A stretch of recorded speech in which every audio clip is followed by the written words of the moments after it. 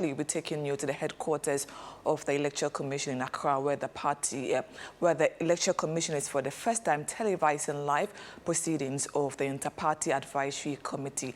Let's go live to the EC headquarters and check what's currently the situation there. General Secretary, CPP,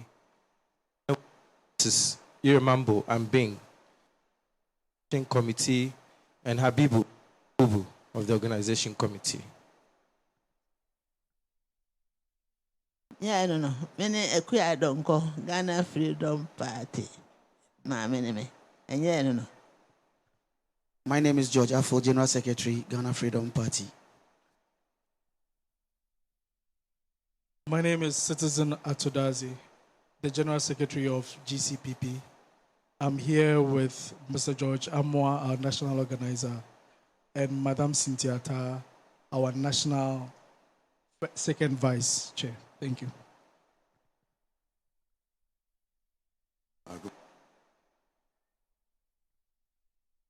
Hello.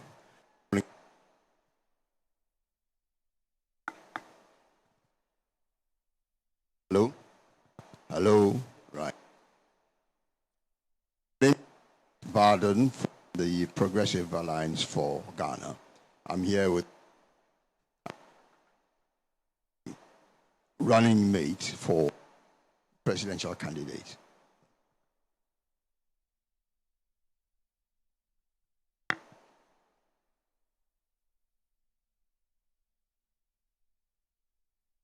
My name is Richard Ni Ama.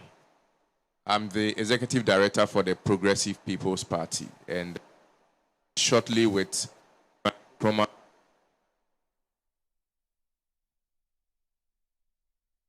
My name is Bliss Achupi Sosuhono, National Women's Organizer of APC. I'm here with the Youth Organizer, Ken Hassan, and the presidential candidates who join us soon. My name is Mamiya Edusei of the National Democratic Party, Director for Elections.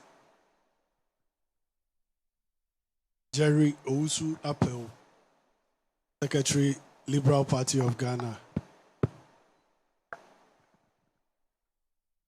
I am Justin Kodria Frimpong, the General Secretary of the New Patriotic Party, and I'm here with the veteran politician and our Director of Elections for the campaign 2024, Mr. Peter McMenu, and the party's Director of Research and Elections, Mr. Evans Nimako.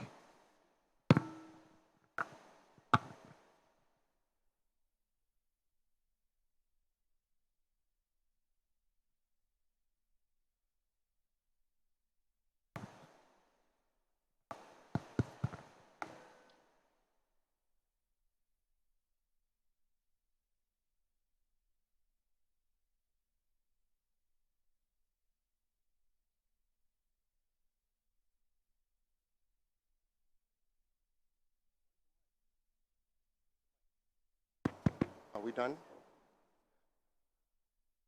At this point, we would like to give the microphone to the CSOs. We would like to know the CSOs that are here and the various I commissioners that are here as well. Thank you.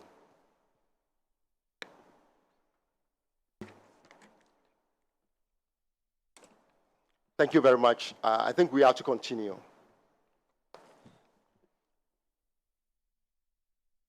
We have some few political parties entering as well. We'd like to know them. Place the mic to APC and NDP.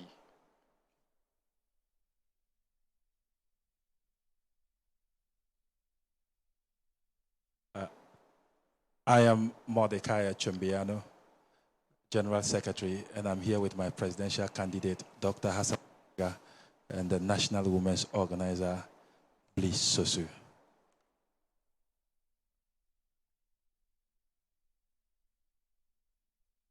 I'm Alhaji Mohammed Frimpong, the flag bearer of the National Democratic Party. Thank you very much. At this juncture, I would like to take the singular honor to introduce the personalities at the high table. With us at the high table, we have Director for Electoral Services in the person of Mr. Banjoben Banobio. We also have with us Dr. Yao Ejay, Electoral Services. We have the head of finance, Mr. Emmanuel Otain. I can also see Mrs. Angela Tego, Director Human Resource and Director Administration in the person of Mr. Lawrence Sapon. We have with us Reverend Ikuya Ufori Boatin, flank the chairperson of the Electoral Commission. We have Dr. Bosman Asari, Deputy Chair in charge of Corporate Services.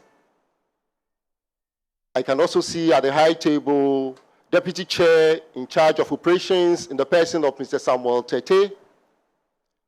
And to address us is the Chairperson of the Electoral Commission, Madam Jane Mensah.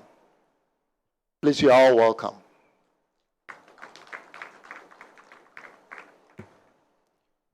I must add that in supporting the commission here, we also have a few deputy directors with us. Now I go to the ground rules for this particular special IPAC meeting. A slot of 3, a maximum of 3 representatives were given to the political parties. We must also note that this IPAC meeting is strictly an engagement between the Electoral Commission and the registered political parties. All other bodies here, including CSOs who are invited, are observers. After the presentation, we are going to give a slot of 1 to 4 minutes per person or per political party to comment, to express views on the presentation made by the Electoral Commission IT department.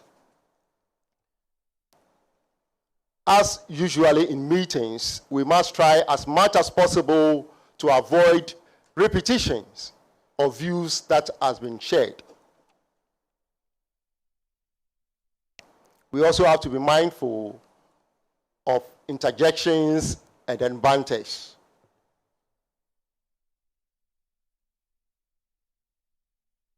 The second point that I said regarding the other bodies being observers doesn't mean that the Commission doesn't respect the views of CSOs and other invited entities. It is therefore the view of the Commission that independent views from the CSOs and other bodies could be sent to the Commission in writing at the request or at a meeting at the request of the entity concerned. Madam Chair, at this point, I would like to invite you to give us a welcome remarks. Thank you very much, Madam Chair.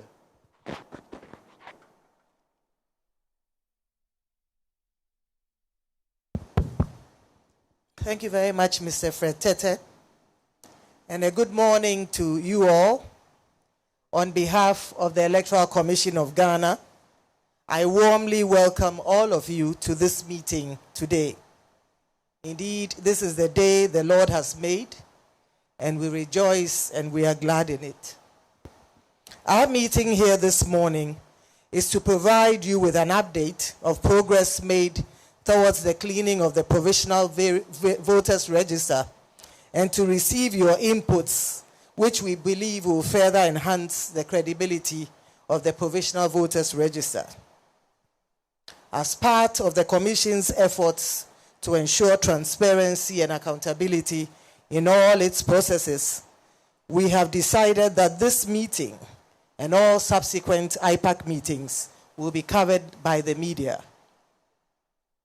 It is important to note at the very onset of today's meeting that we have made significant progress towards cleaning the provisional voters register and ridding it of discrepancies since it was first exhibited in all 40,000 plus exhibition centers across the country. Over the last few weeks, the Commission has employed tried and tested legal and administrative processes to clean the provisional register and rid it of discrepancies as envisaged by the framers of the 1992 Constitution and CI 91 as amended by CI 126. As a Commission, we can confidently state that most of the discrepancies discovered to date have been resolved. Ladies and gentlemen, over the last few weeks, there have been discussions in the public space as to the credibility or otherwise of the Provisional Voters Register. The largest opposition party, the NDC, has alleged that the discrepancies they have detected with the Provisional Voters Register make it unfit for the 2024 election. They have in this regard called for a forensic audit of the Provisional Voters Register.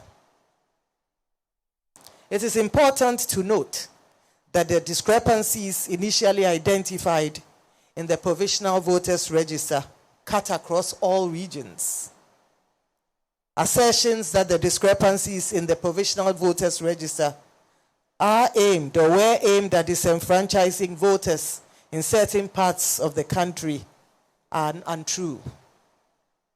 That said, we have cleaned up the Provisional Voters Register and corrected all discrepancies identified to date.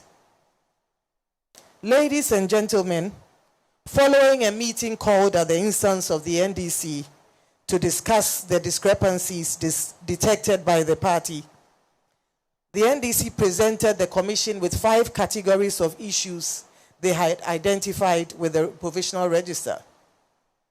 At the meeting, they highlighted a few examples of each category. Following this, the Commission requested the full data from the NDC with the assurance that it would investigate the data presented and present and provide a report of its findings to the NDC within a week. The Commission went on to assure the NDC that the issues they had presented to the Commission were the typical issues that usually arise from any voter registration exercise and which found expression in the Provisional Voters Register. The Commission explained at the meeting that the very essence of the exhibition exercise was to unearth discrepancies such as those detected by the NDC. That notwithstanding, we requested the data for the sole purpose of addressing each issue case by case in order to allay the fears of the NDC and put them at rest.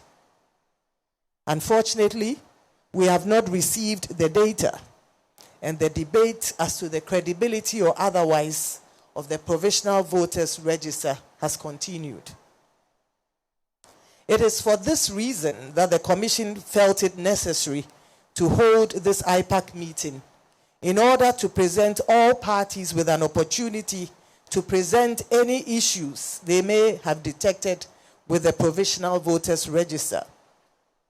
Additionally, the meeting will afford the Commission the opportunity to present its report on the revisions made to the Provisional Voters Register to date. It is important to emphasize that the register in question is a provisional one. As its name suggests, it is a draft. It is not the final voters register. It is not perfect, and it is not final. Regulation 23 and 24 of the Public Elections Registration of Voters Regulations 2016, CI 91 as amended by CI 126, enjoin the Commission to display the provisional register at all exhibition centers nationwide to allow for an inspection and revision and correction where necessary. This and other legal and administrative processes are carried out before a final register is produced. Indeed, CI 91 recognizes that the provisional voters register is a draft register. Cognizant of the fact that a provisional voters register is bound to contain discrepancies, CI 91 instituted the mechanism of the exhibition exercise to allow for the cleaning and revision of the provisional voters register to ensure that it is credible and robust for an election. The register is thus displayed in all polling stations or exhibition centers and via electronic media to allow for its inspection and correction where necessary. In essence, the exhibition exercise, as enshrined in the constitutional instrument, provides the legal basis to clean the provisional register. Ladies and gentlemen, you agree with me that as with any human endeavor, such as the registration of voters, there are bound to be discrepancies. One cannot expect that a provisional register will be perfect. It is for that reason that Regulation 23 and 24 of CI 91 provide clear, well-defined pathways to cure and deal with likely anomalies that are bound to arise from the provisional voters register, including missing names, errors in biographical data, the existence of deceased persons on the register, incorrect designation of polling stations, among others. These are some of the issues which formed part of the NDC's presentation to the Electoral Commission. As stated earlier, these errors are not unusual. They are the typical errors that arise out of any registration process, and they are age-old legal and administrative processes to correct them. All it takes is a conscientious effort and time, and the Electoral Commission has employed both.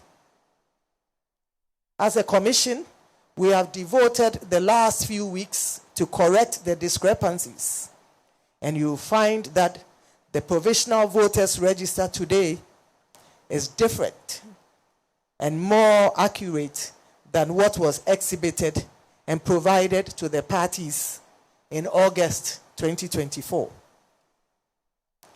It is important to note that the Commission, in cleaning the provisional voters register, employed a rigorous four-pronged approach as follows. Voters who visited our exhibition centers and who viewed their details via electronic media and detected errors with their details visited our district offices and had their issues rectified. Our exhibition officers in all our 40,000 plus exhibition centers scrutinized the register and reported discrepancies for correction by our IT team. Our field staff, namely our district officers and our regional officers, relied also on the register viewer, that is a soft copy of the register on their machines, to scrutinize the register and correct discrepancies. Our IT staff also utilized the register viewer to scrutinize the register and correct discrepancies. This approach has been very effective in helping to clean the register and rid it of discrepancies. As mentioned earlier, the discrepancies detected to date have been largely corrected, and the register that was presented to parties in early August is very different from what we have today. For the records, this same approach was adopted by the Commission prior to the production of the final voters register in 2020, and it worked effectively. Evidence shows that despite concerns raised about the effectiveness of that 2020 register to deliver a credible election, there were no voters who were denied the opportunity to vote during the 2020 election. This is the same approach we have adopted to clean the 2024 Provisional Voters Register, and we have no doubt that it will deliver the same outcome, namely a credible and robust final voters register ahead of the 2024 election. As the body mandated by Article 45A of the 1992 Constitution to compile the Register of Voters and to revise it at such periods as may be determined by law, we urge you all to trust us to perform our functions as enshrined in the Constitution. The Commission has a track record and is globally respected for delivering free, fair, credible, and transparent elections and electoral processes, and this includes the compilation of the Provisional Voters Register. Our staff are well trained and have the capacity and the competencies, as well as the skills, to undertake the task of producing a final and credible voters register. We certainly do not require external assistance in our line of work. By way of information, there exist legal and administrative processes that we follow from the registration exercise until the final voters register is produced.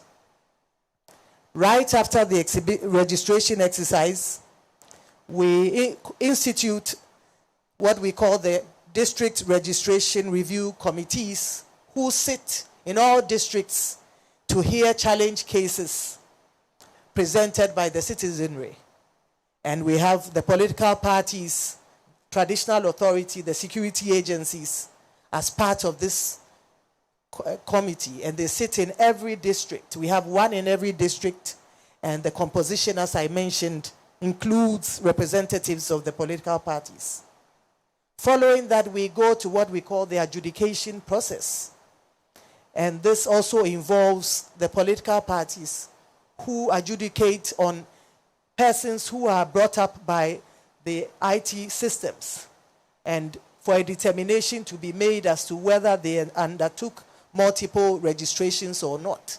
Here again, we have representatives of the political parties who work with the Commission to establish the rules and to take the decisions concerning these persons who are unearthed. Then we go to the exhibition of the provisional register, and this allows for an inspection and correction of discrepancies. Following that, we have the sittings of the district registration review officers, and these are magistrates appointed by the Chief Justice of Ghana to every district, and they hear and rule on cases including the objections to persons on the voters register. It is followed by the review and authentication of the magistrates appointed in each of the districts. Following their reviews and rulings on each of the cases, our district officers then implement the decisions of the magistrates. It is followed by a verification of the implementation of these decisions by our regional directorate headed by our regional directors. Following that, we then at the head office compose a team made up of IT and electoral services, who then verify that all the decisions and all the recommendations provided have been fully implemented. It is after this stage that a final voters register is produced. And so you see the processes that we go through to arrive at a final voters register. As we speak, our district officers are implementing the decisions and recommendations of the district registration review officers, that is the magistrates. You will attest to the fact, ladies and gentlemen, from the above narration, that the production of a final voters register is a process. It is not a one-time event. Indeed, it does not happen overnight. It takes time from the completion of the registration exercise until the final voters register is produced. As noted earlier, our district officers are currently implementing the decisions of the magistrates. And this process will be followed by a verification and an audit of the provisional register by our regional staff, followed by our head office team. I like to state at this point that these processes have not been exhausted, and it is a position of the Commission that the call for a forensic audit is therefore premature. Ladies and gentlemen, in the spirit of transparency and accountability, the Commission will in the coming days re-exhibit the provisional voters register online. We have developed an online platform to allow voters review their registration details at no cost to the voter. Additionally, we will provide a time period within which voters will be able to report on any discrepancies they have with their registration details in the districts where they registered and have them resolved. The idea to allow a second exhibition of the provisional voters register is part of our efforts to open up our processes and to ensure that our register is robust and accurate for the 2024 election. We urge all voters to review their details and to present any discrepancies they may have to us. This process, we believe, will certainly guarantee a further cleaning of the register. In the coming days, the Commission will allow the time frame within which voters can submit their discrepancies or the discrepancies they detect with their details. And we reiterate that voters will be able to check these details free of all charges. As a further step towards transparency, the Commission will also provide all the political parties with copies of the revised provisional voters register. The political parties will have the opportunity to review the revised provisional voters register and report any discrepancies they may find with the register. We urge the parties to see this as a national assignment and not as a partisan assignment. Let us put Ghana first and put our hands to the plow and collectively clean the provisional voters register to ensure that it is robust ahead of the 2024 election. Indeed, the Commission has developed a template which it will share with political parties to allow them to report discrepancies they find with the register and present same to the Commission. Ladies and gentlemen, we are mindful of the importance of the voters register in an election. It is a bedrock of any election. Indeed, an accurate voters register is sine qua non for a fair, transparent, and credible election. It is in our interest as a Commission to produce a credible and robust final voters register. We did this in 2020, and we will do it again in 2024. We urge you all and the citizens of Ghana to trust us. We will not fail you. We will not disappoint you. And we commit and pledge to conducting and undertaking a free, fair, transparent, and credible election come December 2024. So help us God. May God bless our homeland, Ghana, and make her great and strong. Thank you very much for your time.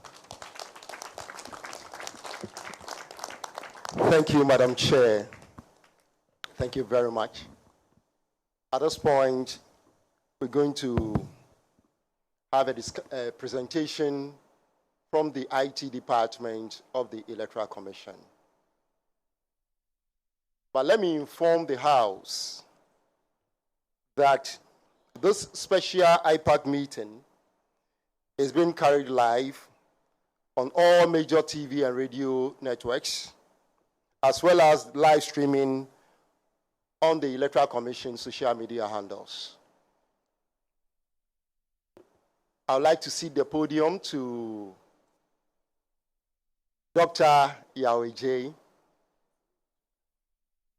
Dr. Yao Ufori Ejei, to continue with us.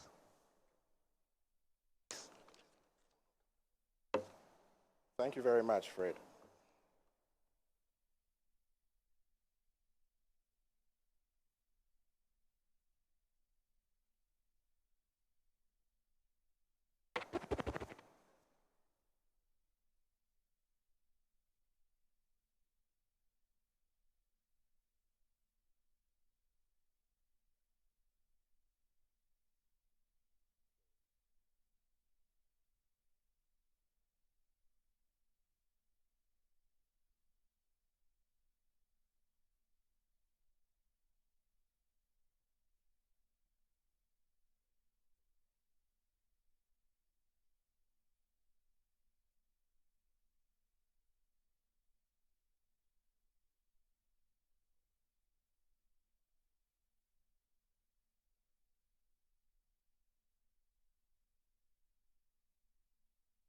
Good morning, Madam Chairperson, deputies, commissioners, the political parties here represented, civil society organizations, members of the diplomatic corps.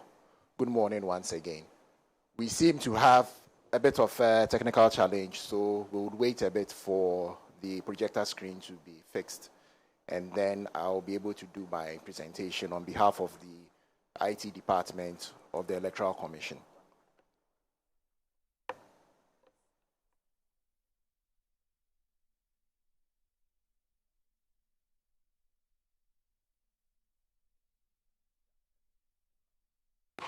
Okay, the issue seems to have been resolved.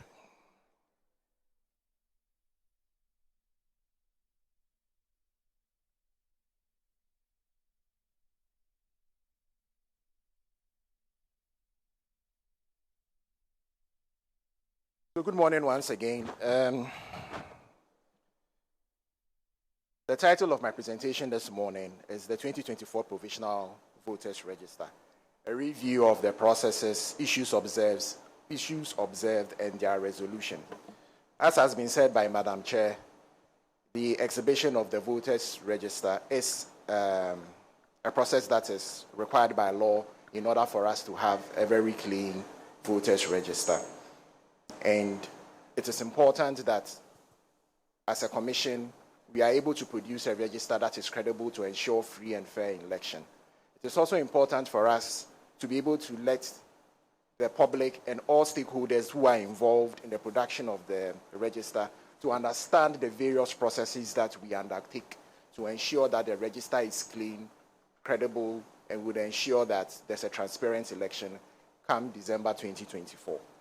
And therefore, my presentation this morning will be situated on the processes that we've undertaken so far to ensure that the register is clean, and also to carry along everybody to understand the processes that we undertake. I believe that in this particular method, we will be able to let people understand the various issues that come about when a register is being produced. And we will also elucidate the problems that we've had with the register that requires that it be fixed. So my agenda of the presentation this morning is to review the various Electoral Commission's processes. As has been said by Madam Chair, we have received some complaints from the National Democratic Congress, which demanded for an audit of the register, a forensic audit of the register. We would look at those issues as well.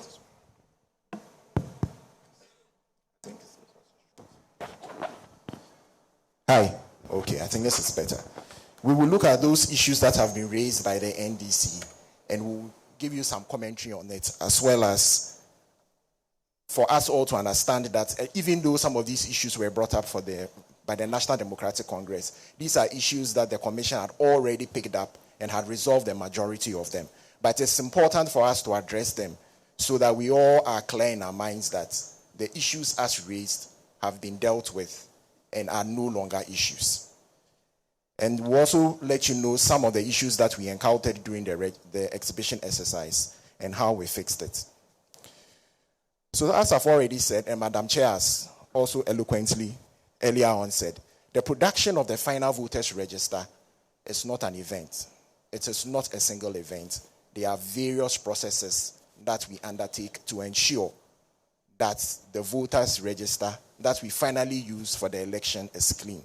And this involves processes right from the registration of eligible voters all the way to the sitting of the DRROs. So in between them, we've got transfer of voters, we've got registration for special voting, we've got proxy voting registration, all that leading to an exhibition.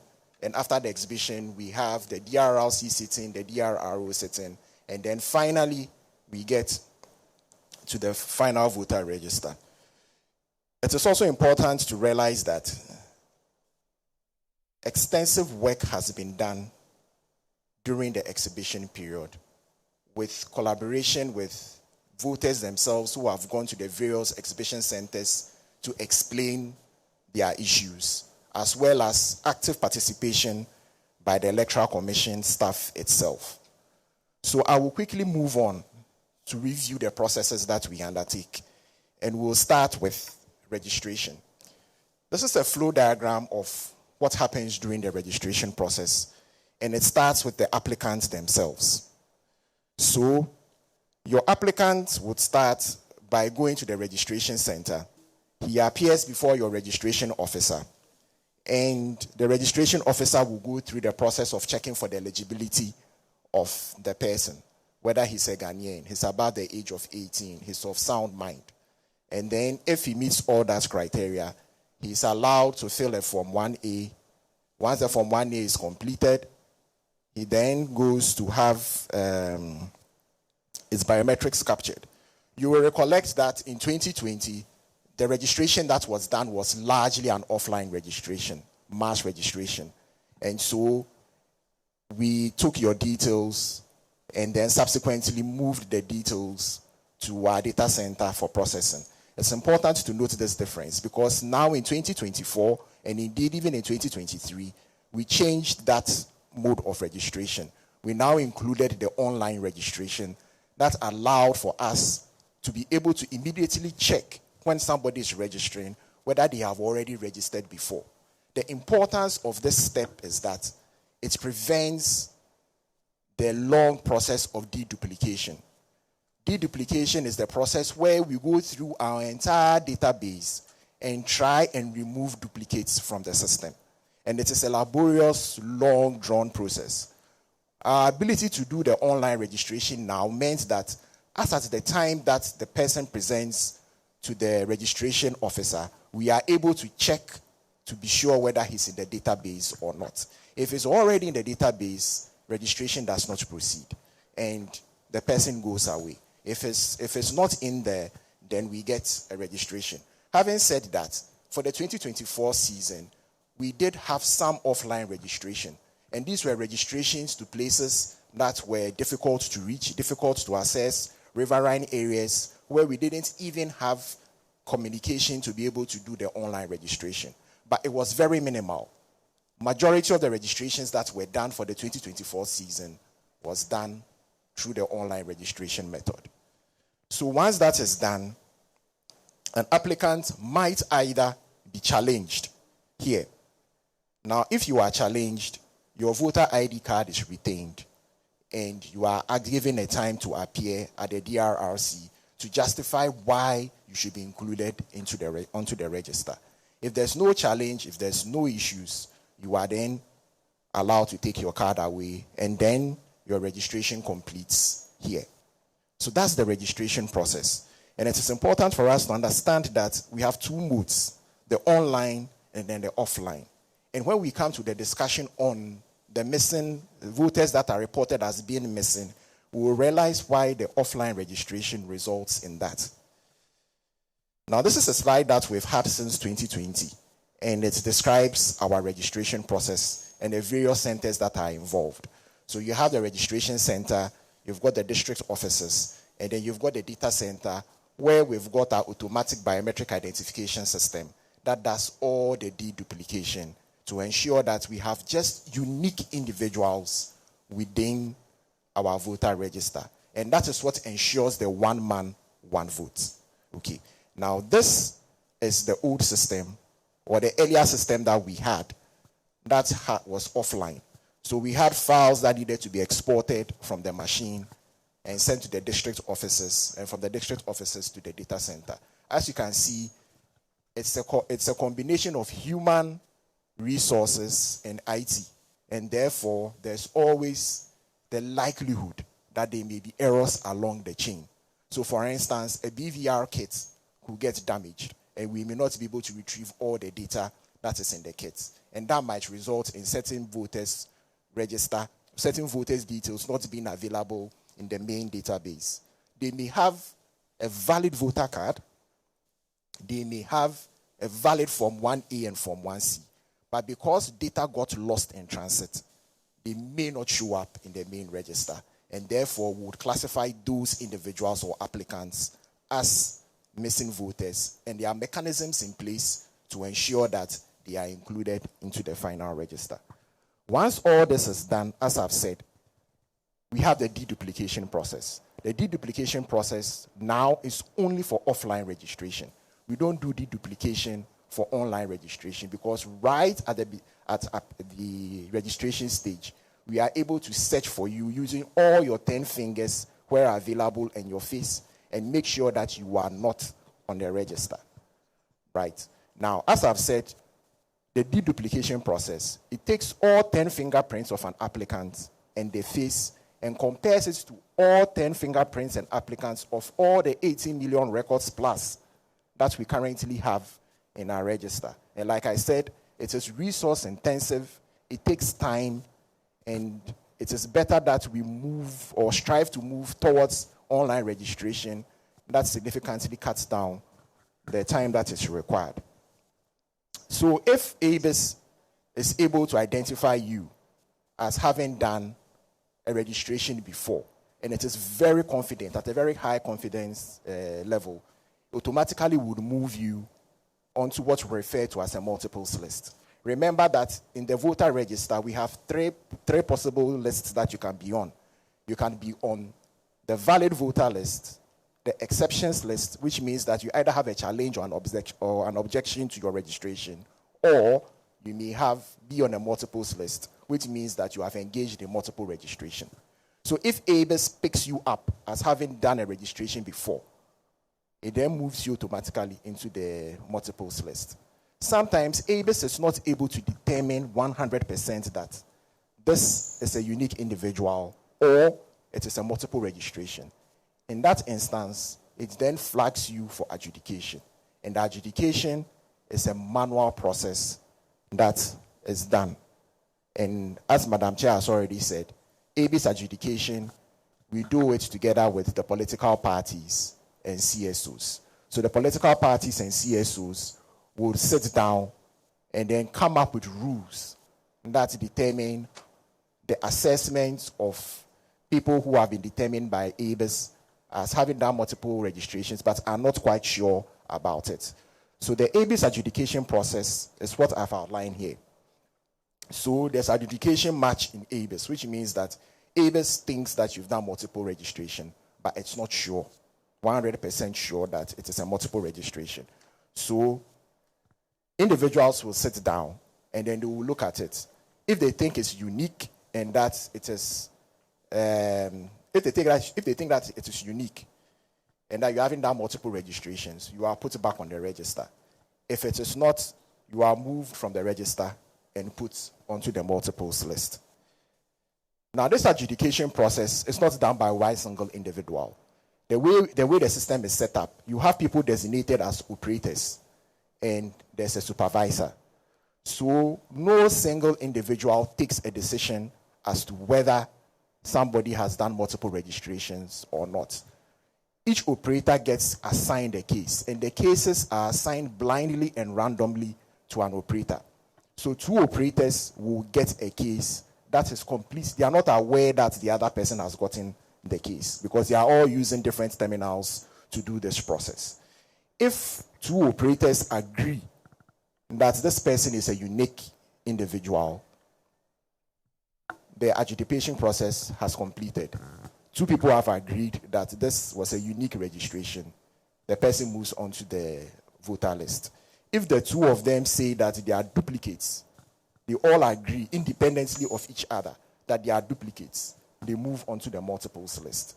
If there's a conflict, then a supervisor's attention is drawn and he will sit down, look at it together with other supervisors and determine whether the person is a unique, whether the registration was a unique registration or it was a multiple registration. And as I've said, these decisions that they take are still reviewed by an adjudication review committee. And it is the same adjudication review committee that consists of the political parties and CSOs that come up with the rules that we use. And then finally, when all these decisions have been taken, they also sit and review and confirm that the decision that has been taken by the operators and their supervisors are correct. For the 2024 period, these are the adjudication rules that were set up by the adjudication review committee. Quickly, I will go through it so that because it tells us the scenarios that are possible. So for instance, for the first case type, if an applicant registered on a different BVR kit, and that's our registration kit, at the same registration center, in the same period of registration, and all the applicant's biographic details match, it is likely that this was an accidental duplicate. By accidental duplicate, you will recall that in the earlier stages of the registration, the commission had some network challenges. And what it meant was that some of our operators were a bit impatient. So they kept on clicking the submit button, and they submitted the registrations severally. So if you look at the date of the registration, you would realize that they differ, the timing of the registration, some of them even differ by seconds, some of them by minutes. So obviously when you see this is not likely to be somebody who intended to do a duplicate registration. So we considered it as an accidental duplicate. So same scenarios, but different instances are what the adjudication rules that were put together by the adjudication review committee, and this is what was implemented for their review. Once all this has been done, and we have a list that has been certified by the adjudication review committee, it is then implemented in the system, our voter management system. Then the EC staff then implements these decisions in the voter management system. And once again, this is the workflow. A case, all the cases that go for adjudication review committee have a unique case ID. So they will enter the case ID in, and then they will look at the scenarios, the various scenarios, the decisions that have been arrived at, and then apply them. Once they apply them, you either move onto the valid voter register or you're on multiples list. And that is how the process goes. So it is not a process that is shrouded in secrecy. This is a process that is well documented, and it involves all the political parties. And once you enter onto the multiples list, it is clear that you indeed have done a multiple registration, and it is not the doing of anybody in the Electoral Commission to determine who moves onto the multiples list or not. Remember that the system that we use is biometric based, and biometric systems, they don't know tribe, race, sex, or political affiliation. Once you've done a multiple registration, you've done a multiple registration. There's no qualms about it. Having said that, remember that there's a process in place that allows you to take the issue to either your DRRO and have the case looked at for them to determine whether there was some intention or not for you to have done this multiple registration. So being on the multiples list doesn't mean that you cannot get off, but there are processes that you have to undertake to ensure that you get off the multiples list. Quickly, we'll look at the voter transfer, because the voter transfer process has also been one of the issues of contention that has come up.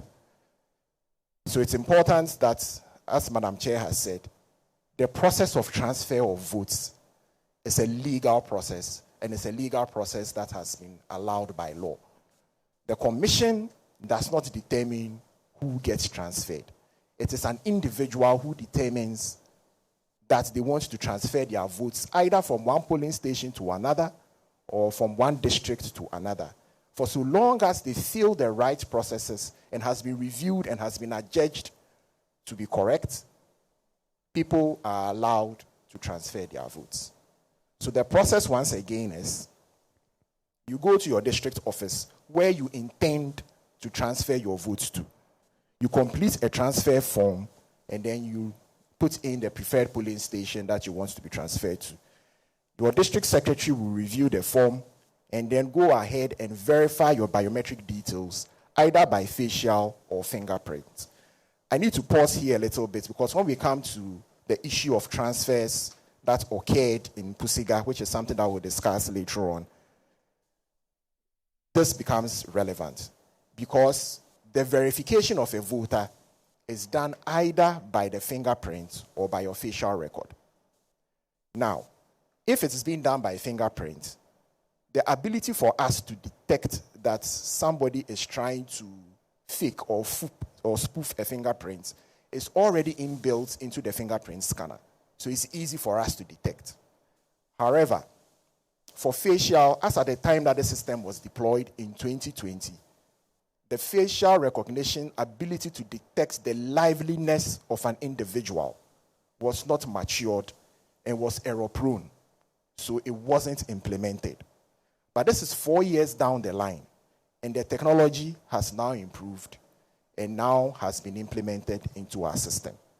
But as I have said, verification is done either by your facial records or your fingerprints. Once you've been verified to be who you say you are, then the registration goes on. If we cannot verify you, the process ends right here. No transfer happens. But if we verify you, then a review of your application goes on. If the DEO, which is the district election officer, doesn't think that the transfer is proper, the process also truncates there. If it does, the transfer is approved in our system called the OVRS, which is what we use to manage the district electoral system. And then you get printed a new voter ID card. The process ends. So that is the process of transfer of votes from one polling station to the other. And that, in summary, is all the processes that we have ahead of the exhibition exercise. So this tells us how and what we go through to ensure that we have the provisional register ready for exhibition. Once again, it is not a complete register. It is a register in transition. It is a register that is ready for correction, modification, input from all people who are associated with the generation of the register, from the applicants, political parties, stakeholders, including CSOs, are all involved in the processes that lead up to the generation of the provisional voters register.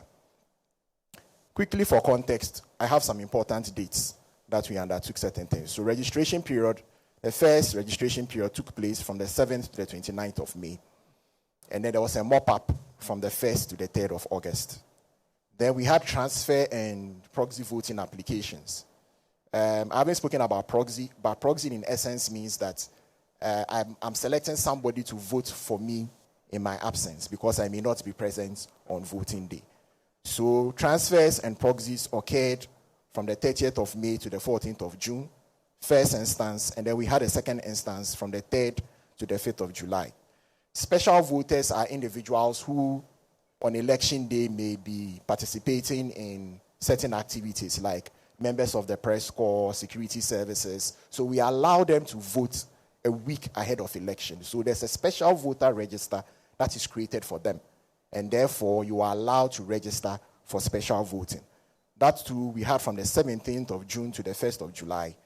And then we did a second one on the 6th to the 7th of July.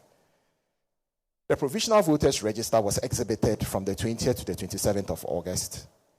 And as Madam said, we have DRRC meetings that took place from the 14th of May to the 4th of June.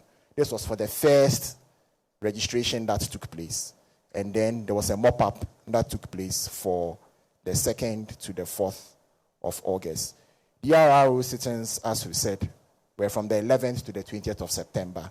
And now, where the stage that we currently are in now, in the process of the final register generation, is the implementation of the DRRO decisions and a review of it, because we want to make sure that whatever the magistrate has decided to be implemented, after it's been implemented at the district level, the head office also checks and be sure that the exact decision that the magistrate has decided that to be implemented is what has been implemented and not otherwise. So that is the process that we currently are undergoing.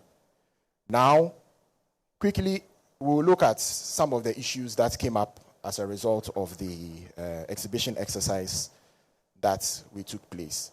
And I like to focus largely on how the issues were resolved. And as Madam Chair has already said, these are processes that are not new. These are processes that we've undertaken since 2020. And so it's not a new thing that has been done. The same processes that we've undertaken since 2020 is what we are doing. And as I've said, exhibition and resolution of exhibition issues is everybody's civic duty.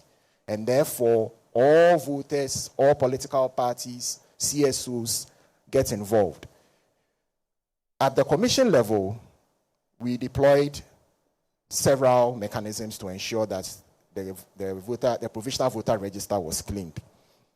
Largely to ensure that the voter register that we will get at the end of the entire process is strengthened and then guarantees accuracy. So some of the things that we did was to allow input from all applicants and voters. We also allowed people to amend and change their registration details, because sometimes there may be an error with the sex that was assigned to an individual, or there may be errors in the names, or sometimes polling stations that the persons were put in were wrong and therefore needed to be corrected. And then, as we've already said, the implementation of the DRRO decisions and then corrections of the identified errors. 4 levels the approach was done at 4 levels. The first level, which we consider a manual process, involved the district officers. Once they took custody of the registers, they manually went through the registers page by page at the exhibition center and tried to identify issues that were with the register and subsequently reported for it to be attended to. Then we had the electronic method. So the electronic method is what the district election officers and their secretaries use, an application that was developed called the District Register Viewer that allows them to look at the register as is. Remember that errors were being corrected, errors were being reported, and they were being corrected. So it was essential that once an error is corrected, they be able to look at it and confirm that indeed the error had been corrected. So they had access to this tool that gave us the voter database as is. And so they were able to verify whether errors that had been reported had been corrected. And that was the electronic means. At the regional level, we had the regional directors and their deputies having access to similar tools that they used to check that the errors that were being reported, had they been resolved? Were they still persistent? Would they escalate it further so that we could resolve it at the head office if it's something that could not be resolved at the district offices? And obviously at the national level, we could see everything that was going on. And therefore, together with electoral services, we were able to resolve some of the issues that could not be dealt with at the district level. And we used our own tool in-house, the VMS and the OVRS, to resolve some of these issues. So you can see that at different levels, a lot of attention was being spent looking at the issues as they came, as they reported, and resolving them. That is why we were confident that the issues that had been reported from certain quarters were actually being dealt with because they were not new. And we had seen them and were fixing them as and when they were reported. Quickly, we'll look at the top identified issues that we had. As I've already said, missing voters was one of the leading causes, the leading issues that were reported. And it was because of the offline registration and, in some instances, biometric data being corrupted. So sometimes the biometric data within the biometric database gets corrupt. And remember that it is a biometric voter register. So if your biometrics are corrupt, you end up not being shown on the register. So sometimes people who report or who are reported as having been missing from the register, we actually have their registration records. But because their biometrics are corrupt, they don't show up in the register. And way before or soon after the exhibition started, we had a list of all those affected individuals, and we have started correcting them. We had issues of people being placed in wrong polling stations. Remember that the registrations were done in district offices. So certain times people are not sure which polling stations they want to be in. And therefore they would come and say that I was put in the wrong polling station. Can I be put into the proper polling station? We had a number of them like that. And as I've already explained, we had accidental duplicates. We had issues of voters who were transferred. And you know, once you get transferred from one polling station to the other, you are marked as absent from the polling station that you transferred from. Unfortunately, when the registers were being generated, because we had certain issues with some of the network connectivity, some of these absent voters were not printed, or the absent voter list was not printed or was empty. So we had a number of reports. So we had reports from the district that said, I have an absent voter list, but there's nothing in it. So we attended to some of these issues. We also had people who were wrongly placed on the multiples list. And then we had issues of people who were appearing on both the provisional voter register and the multiple list. You can only be on one list at a particular point in time. You can't be on both. So when I say you can't be on one list, the three major lists that we have, the valid voters register, exceptions list, and the multiples list. I can be on either one of them. You can't be on multiples of them. Okay? But for instance, you can be on the valid voter list and be on the absent voter list because you've transferred your votes. And at the same time, you will be on a transfer voter list because the polling station that you've transferred to will indicate that you've been transferred in. But no single person can be on any of those three lists at the same time. So that was an error that was corrected. And then we also had voters appearing with multiple IDs. Like I said, these were the instances where, because of the network challenges that were experienced in the initial stages of the registration exercise, several submits were made for one voter. And therefore, they appeared several times on the register. So we'll share with you some current voter statistics. And these are statistics as at yesterday. The total number of valid voters are 18,772,795, constituting females 9,690,173, males 9,082,622. First-time voters. These are voters that are classified to be between the ages of 18 and 21. We have 708,282. People who registered for special voting amounted to 131,474. And then we had transferred voters. The total number of voters who transferred their votes for the 2024 season were 332,110. People who had registered for proxy voting was 2,165. Number of applicants who are on our exceptions list now, and these are people who have either been challenged or have been objected to, amount to 32,974. And the number of people who are on our multiples list, that is people who have done multiple registration, are 26,798. So you have more people on the exceptions list than you have people who have done multiple registrations. So quickly, we would like to address the issues that were raised by the NDC during a meeting with the Electoral Commission on the 6th of September 2024. 5 issues were raised by the National Democratic Congress during this meeting. And as Madam Chair said, during the meeting, we requested they had a presentation and they showed us the issues. And we requested that these issues be sent to us with the guarantee that within a week, we will investigate all the issues that have been submitted by the National Democratic Congress and give a report of our findings to them. Even though we knew that most of the issues that they had raised are issues that have already been dealt with, it was important that we see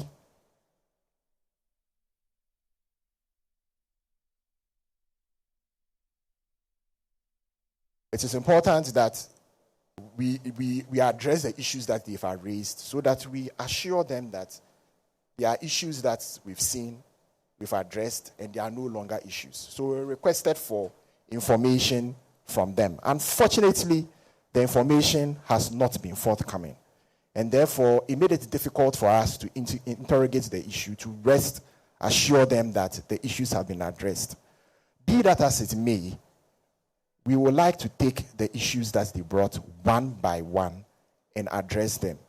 Fortunately for us, the presentations that they did for us is in the public domain. And therefore, we are able to pick up some of the samples that they brought and use them to address the issues that they've raised. So the first issue that they had, which they labeled as observation number 1, was that we had deleted 3,957 voters from the register. Now, this deletion, they said, was due to transfers. In our minds, we can't see how you can delete somebody by transferring them, because transfers are allowed. So you can't delete somebody by transferring them.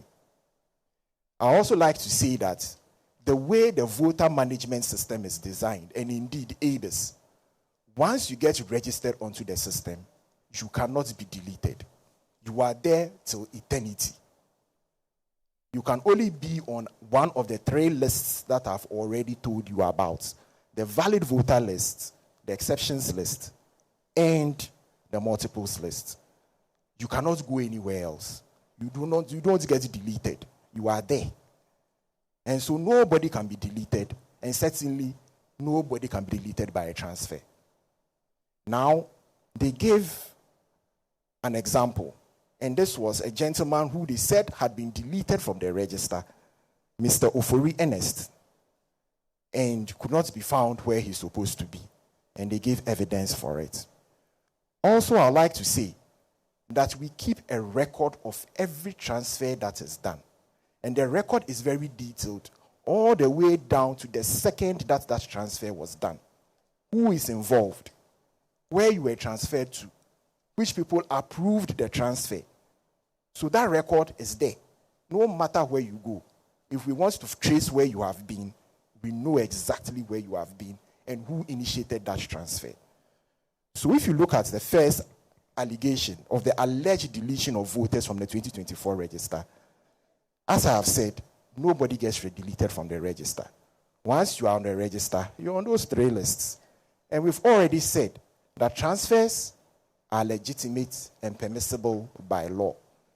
The reference case that was given, that was said to have been deleted, is actually on the register and has been transferred to a new polling station, D040204. The name of the polling station is DAJHS Mite, which is in the Volta region.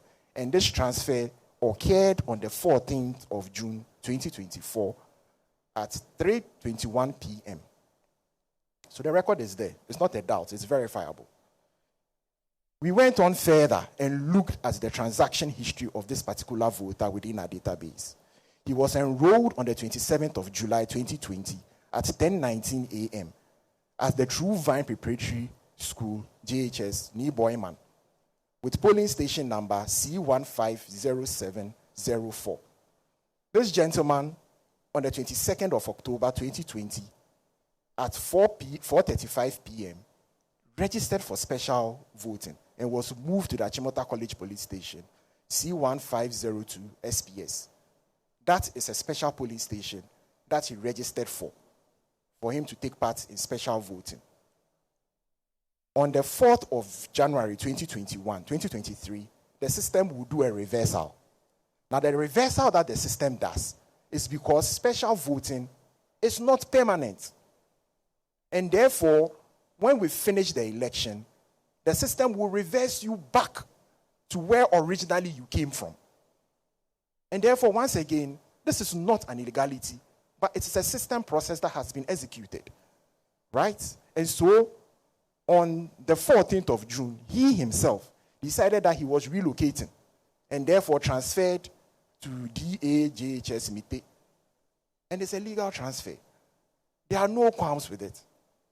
Now, when you look into that same polling station, you see that that same individual is there.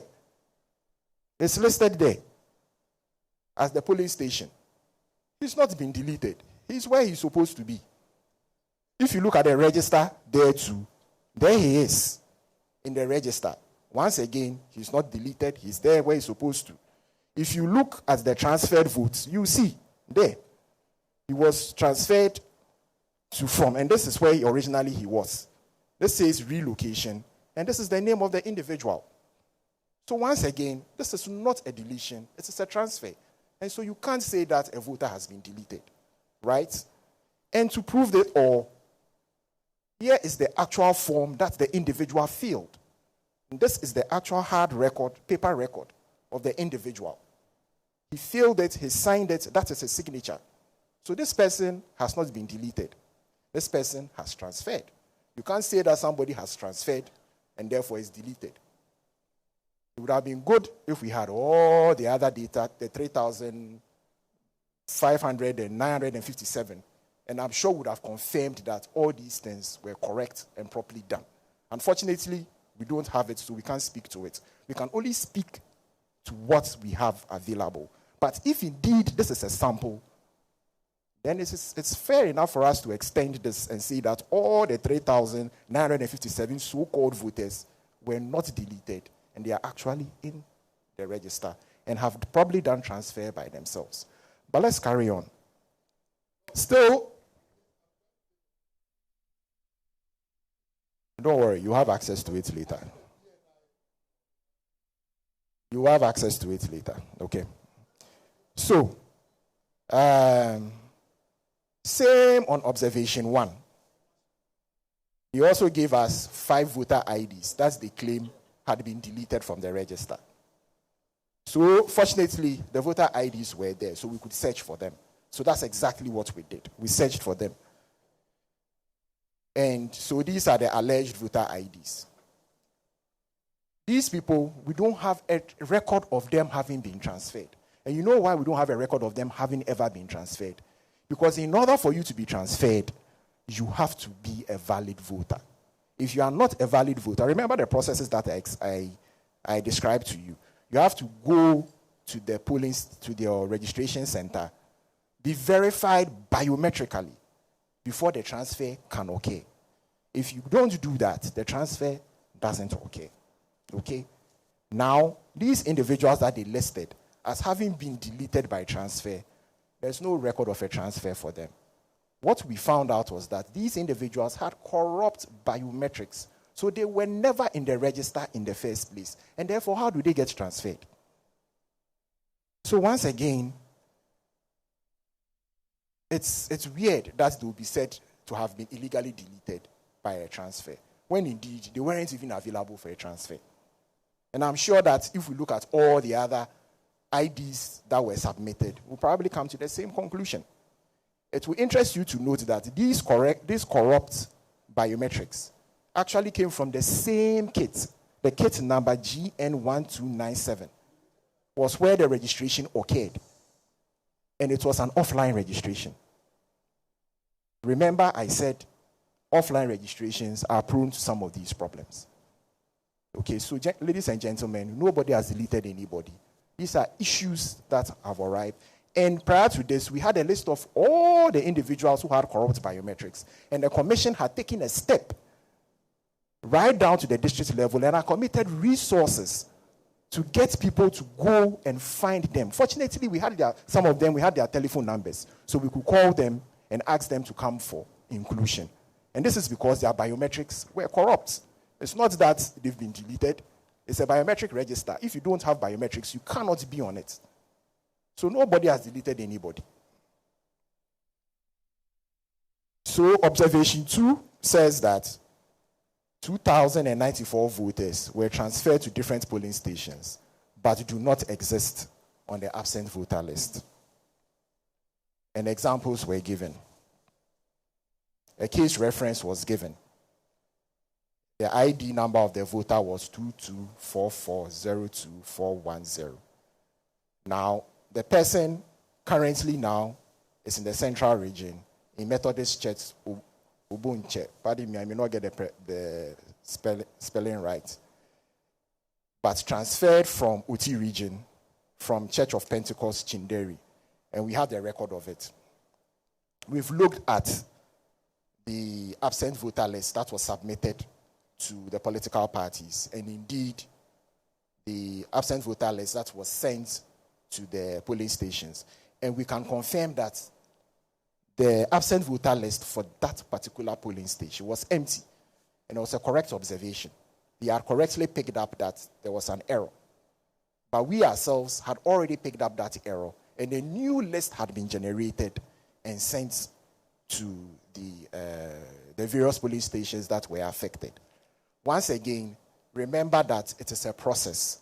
We have systems, several systems, querying the same databases. Sometimes errors occur in transit. And there are some of the errors that they've said that you see that there are data that is missing, but it's a human institution and errors occur. And so we are able to pick this up and fix those issues as they come. So I can confidently tell you that we have regenerated those registers and sent them back earlier on in the registration process. What you are seeing now is our register viewer, which gives us a panoramic view of everybody that is in the register. So we've zoomed down to this particular polling station, and the individual that they reference here now, as you can see, together with all the other people who should be on the absent voter list, are there. And this is evidence that the issues that were raised, notwithstanding the NDC reporting it, things that we detected ourselves have been fixed. And if you look at the current register as it stands now, you will see that a lot of the issues have been fixed. It's an evolving process that will culminate into a final voters register. And therefore, we should allow the processes to work. Observation 3, which says that previous transfers were illegally added to the 2024 transfers. I think that the Commission has already admitted to the fact that the transfers that were given, the transfer voter register that were given, contained much more than the numbers that were expected for the 2024 registration period. And I believe that Deputy Chair Dr. Bosman had even said this on the 2nd of September. It was inadvertently added. And what it did was that it added all the transactions, the transfers transactions that had occurred from 2020. So you had much more. And if you take a critical look at the transfer registers, you see certain narratives like reversal of special transfers, because they are all considered one transfer or the other, but there are different categories of them. In generating them, all the transfers were added, including those from 2020. So you had 2020 transfers, you had 2023 transfers, you had 2024 transfers that were added, including even special voting was also added to it. This, as was said by Dr. Bosman, had been detected and the error had been corrected. So the new voter register that you are going to get will contain only transfers that were done for the 2024 season. Be that as it may, because of the uproar that was associated with it, the Commission then went a step further and did further auditing of the transfer register. Basically, what was done was we asked all the paper records of transfers that were done to be reconciled against what was in the district viewer, so that we are sure that one for one, if you did do a transfer, you are in there.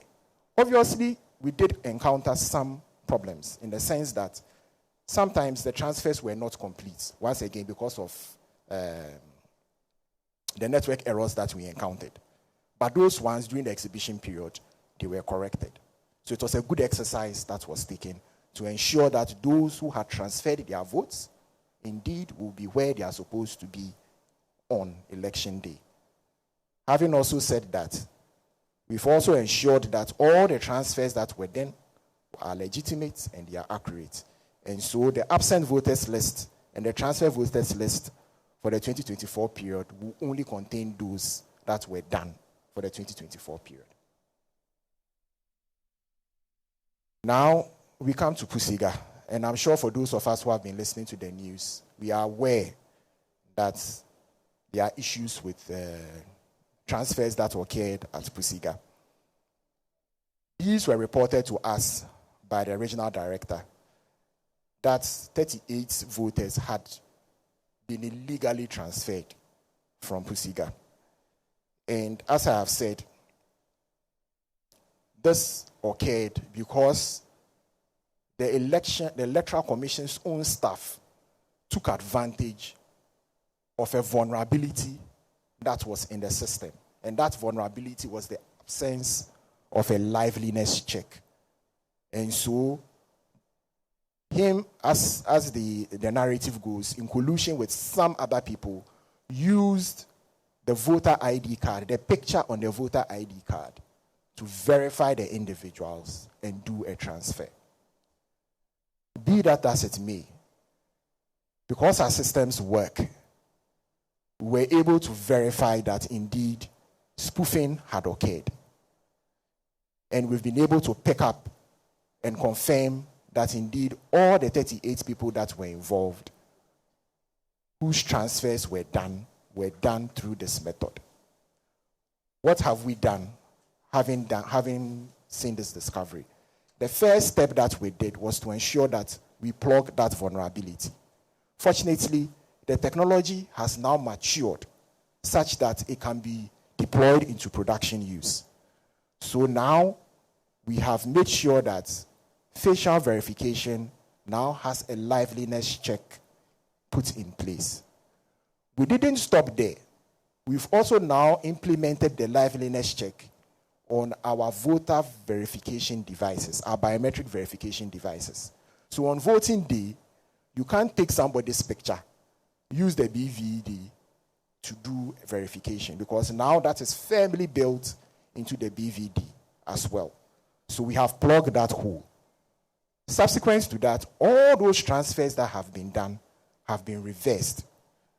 So all those transfers that were done illegally have been reversed, and the perpetrators have been dismissed by the commission, and the police continues their investigation into the matter. We have not taken this matter lightly. And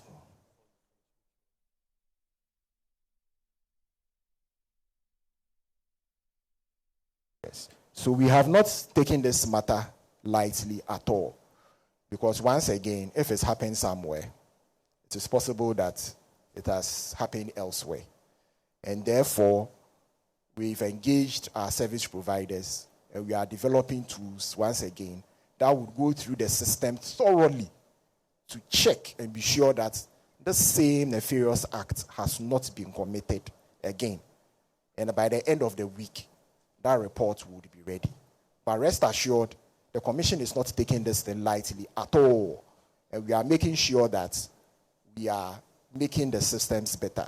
There is no system in this world that is foolproof. For those of you who use even applications like Microsoft Office or even Microsoft Windows, periodically updates are issued. Why are updates issued? Updates are issued because it's supposed to block a vulnerability or it's supposed to fix a problem. And we as a commission, we are not static. We are constantly evolving. And we are hypercritical of ourselves. So we are looking at ways of improving the systems that we have built, both with our service providers and our software vendors. So rest assured, this issue is being given the best attention that it can get. Observation 4 says that about 15,000 unidentified transfer paths. Once again, we are not clear what is meant by an unidentified transfer path, because all the transfers are documented. And it is not the Commission's business to understand why somebody wants to transfer their vote, for so long as they are doing it in the proper way. So we do not understand what is meant by unidentified transfer path. But be it as it may, we went ahead and looked at the samples that they had given us.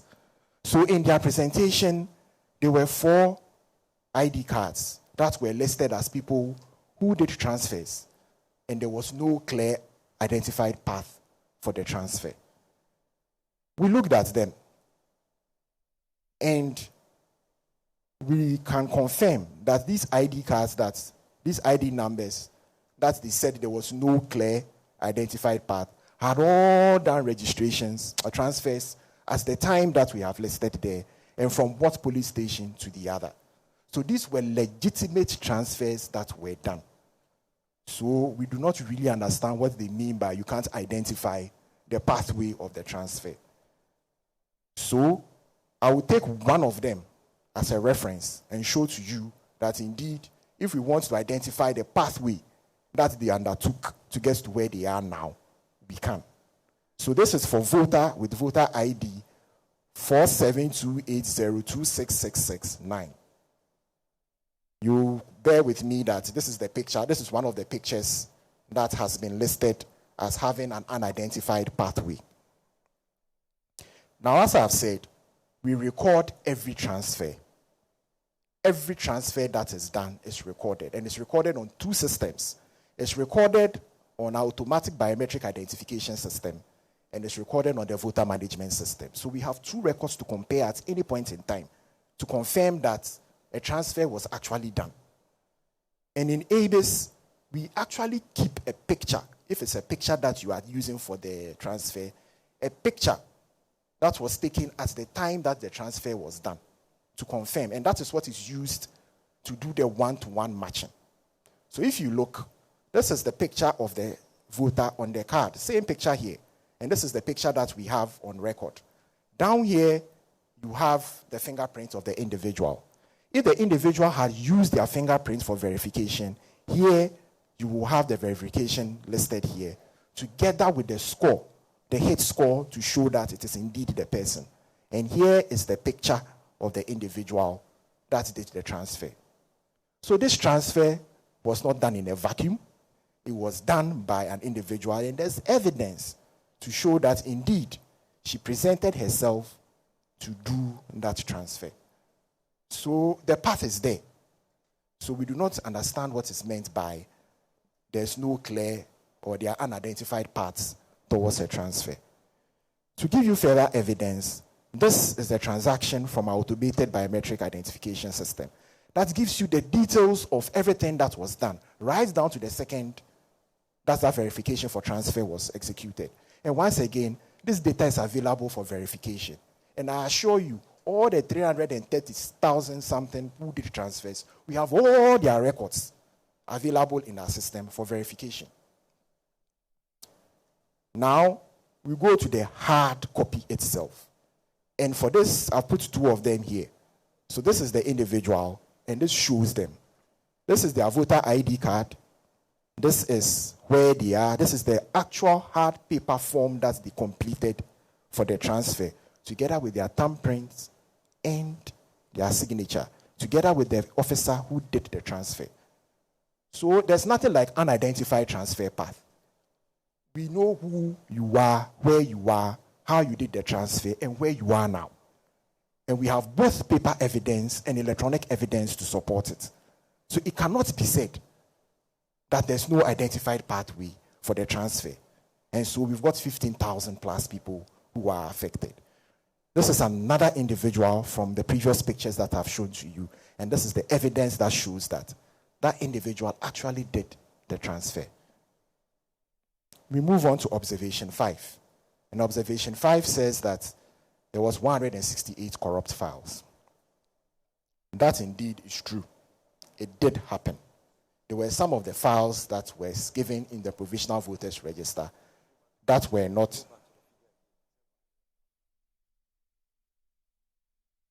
1,685 corrupt files.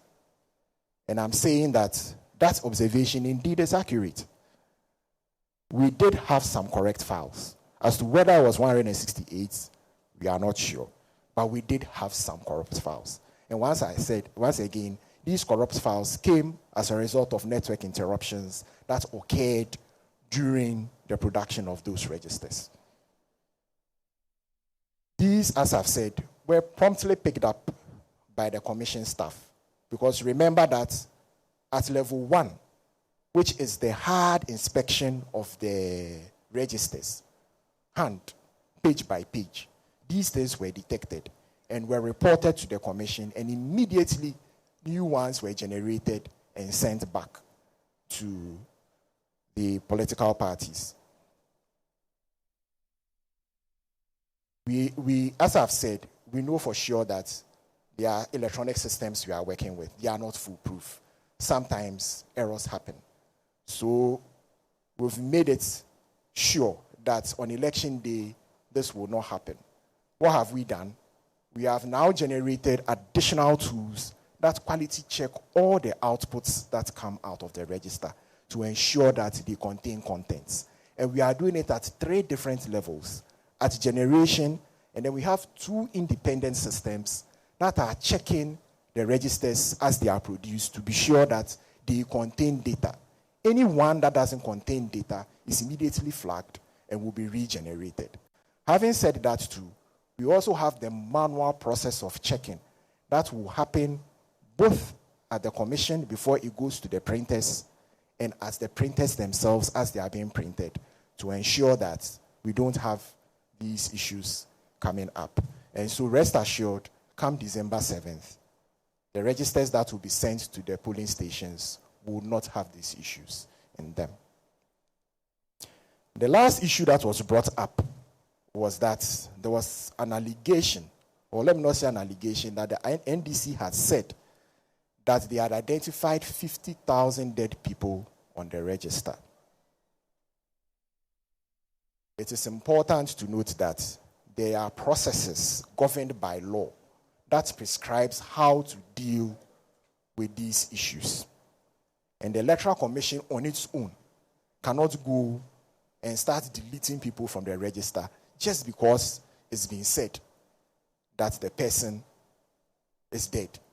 It will interest you to note that during the exhibition exercises, certain individuals who had been objected to because they said they were dead actually showed up with their voter card in person. So it is not, we shouldn't take this lightly. Yes, if people are dead, there are processes that have been prescribed that allows us to remove them from the register, and those processes must be followed.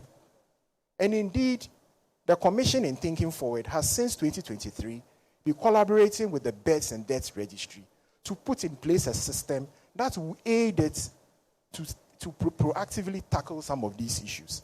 Unfortunately, we haven't been able to do this to completion, but that is something that is being worked upon. But I think that at the meeting, what Madam Chair said to the NDC was that if they had the evidence, they should bring it. It will be sent to Electoral Services. Electoral Services has the mechanism to initiate some of these processes to see if indeed the people are dead or not. Unfortunately, even though we're given assurances that the names were coming, we never got it. And so nothing has been done about it, and rightly so, ladies and gentlemen. So that is with the issues that were raised by the National Democratic Congress. And as you can see, these are issues that have been dealt with. Some of them indeed are non-issues, but some of them were legitimate issues that were raised and fortunately had already been addressed or were addressed subsequently. Quickly, we'll look at some of the other issues that we identified during the process. This one I've already spoken about, the missing voter IDs. So you see an individual who has a valid voter ID card, but we can't find in our system. So this is a search for eligibility. It says he can't find a person in the system. So obviously this person is a missing voter, and the commission has committed enough resources to go out there and find those individuals and through a process described as inclusion, add them to the register. We have been successful largely, but for those that we've not been able to identify, we will be put on a list referred to as the missing voter list.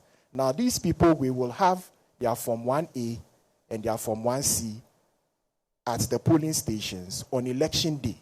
And if they do show up, we will use that to confirm that the voter card that they have is actually valid, and then they will be allowed to vote. So that list will be made available at the end of the processes that we are currently undertaking. So all that will be made available. But just for statistics, in actual fact, the missing voter list affected 13 regions. For Ahafo, Central, and Western North, we have not had any complaints of anybody missing. So these are the voter lists. It is stopped by the Northern region, followed by Western, Greater Accra, Oti, Volta, Upper West, Northwest, Bono, Savannah, Upper East, Eastern Ashanti, and the Bono East that have 1-1. The other things that we had was we had issues of people with different voter IDs. Now, as I've already said, sometimes you have people who register and they are missing, and then they go and register again. When it happens like that, they have different IDs, and the system will trap them. So for those individuals, once we find out that that has happened, we then replace the ID that they have, the last ID that they have. Otherwise, if they are holding another ID, they may assume that they are not on the register, when in actual fact, they exist on the register with a different voter ID. Accidental duplicates I've already mentioned about, so we had quite a number of them as well, which was fixed. So if you look here in our system, this is the active record of the person. So the person was moved off the multiples list and put onto the actual list. I've already said that we had issues of people who are appearing both on the provisional voter register and on the multiples list, when in actual fact they should be on the multiples list. And so that has been rectified as well. Last but not the least is errors in the names of individuals. During registration, unfortunately, sometimes at the point of entry data, the data entry clerks will put in unusual characters. Like, for instance, for this particular voter, I believe this is her birth date, but actually had been inputted in her other name section. We see other instances of funny characters being put in there, right? We were able to query our database and come up with all those who had that affliction. And indeed, we came up with 7,538. There was an active move to try and get these voters to come and have these errors corrected. Unfortunately, not all of them showed up. One of the issues that can potentially be a source of anxiety for a voter is when you appear on voting day and you can't find your name. And you can't find your name, not that you are not in the register, but your name, instead of an O, is a 0. So for instance, if you look at this particular polling station, which is in Karachi East, all the names that start are actually supposed to be a 0, but have been replaced, supposed to be an O, but have been replaced with a 0. And remember that your voter list is arranged in alphabetical order. So when a 0 appears first, it will be on top of the list. But if the election official is not aware of this, and goes to look for your name at O, they may not find you there and say that you are absent from the voter register. And that might cause some anxiety. So this issue we can fix. But I think that it is something that has come up for discussion. And as stakeholders, we need to find out if this is something that the commission can on its own go ahead and fix, because it's an easy fix. You can easily, for instance, look at all the zeros that are in people's names and then convert them to an O. And that largely should fix majority of the problems. For some of them, it might be a little bit more difficult. But at least if you are able to fix the zeros, the rest that are left, we will take our time and fix it. Having said that, it doesn't stop anybody from voting. Because remember that your ability to vote is by biometric verification. And the biometric verification does not know your name, does not know your age, does not know your date of birth. But it is essential that some of these errors are corrected so that it gives more credibility to the register that we have. So in conclusion, we have demonstrated to you that the Electoral Commission of Ghana has in place a tried and tested process to produce a credible register that ensures a free, fair, and transparent election. As has already been said, these are processes that have been used since 2020. In fact, in 2020, we produced a register under more dire conditions. We produced a register in 36 days in a COVID pandemic. And so we have learned a lot from that process. And it's the same processes that we are employing for the generation of this register. So like Madam Chair said, trust us to be able to deliver on a register that you will all be proud of. A register that does not disenfranchise anybody. The exhibition of the provisional voter register is indeed an audit on its own. And it involves all stakeholders, from political parties to voters to civil society organizations, and indeed the staff of the Electoral Commissions. The anomalies that have been identified have today been largely fixed, and we are waiting for the processes that are ongoing to be able to produce a final voter register. Once that work is complete, the hard work that over the last few weeks the Electoral Commission has been engaged in, we will be able to share at no additional cost to our stakeholders the ability for them to check the voter register electronically and allow for any changes to be made. I'd like to end by saying that the register that we have all strived hard to correct, currently as it stands now, is as cleanest as it will ever get. And it is robust, and it is ready for the 2020 election. Thank you very much. And I bring my presentation to an end.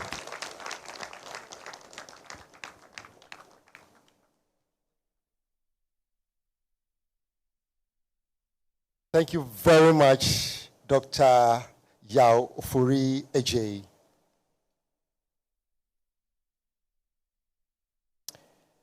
Before we open the floor for comments,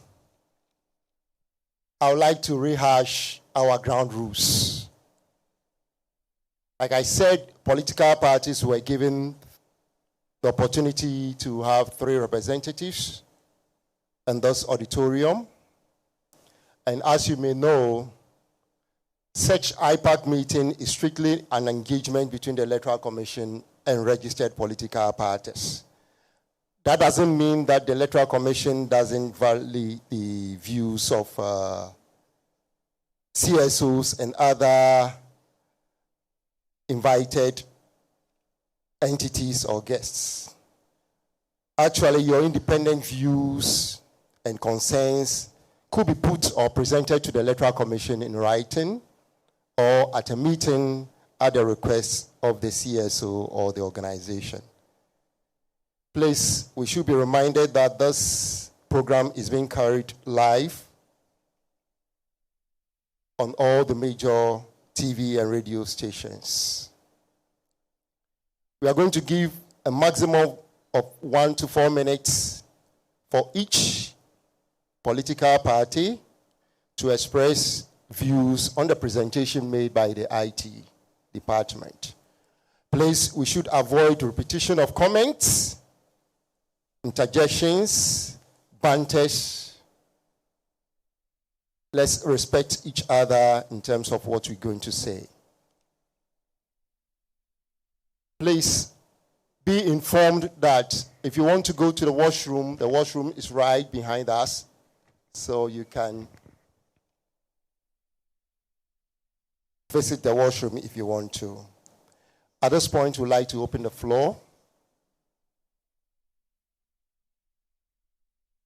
We'd like to open the floor. Please,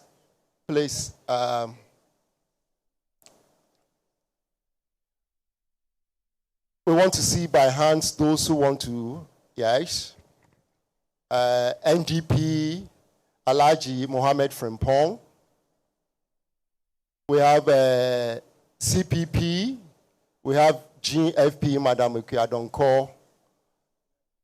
Any other? PPP, GUM. Okay, so let's go the first round of questions. We'll take 5. And then it could be comments, it could be views, right? So we start with the NDP.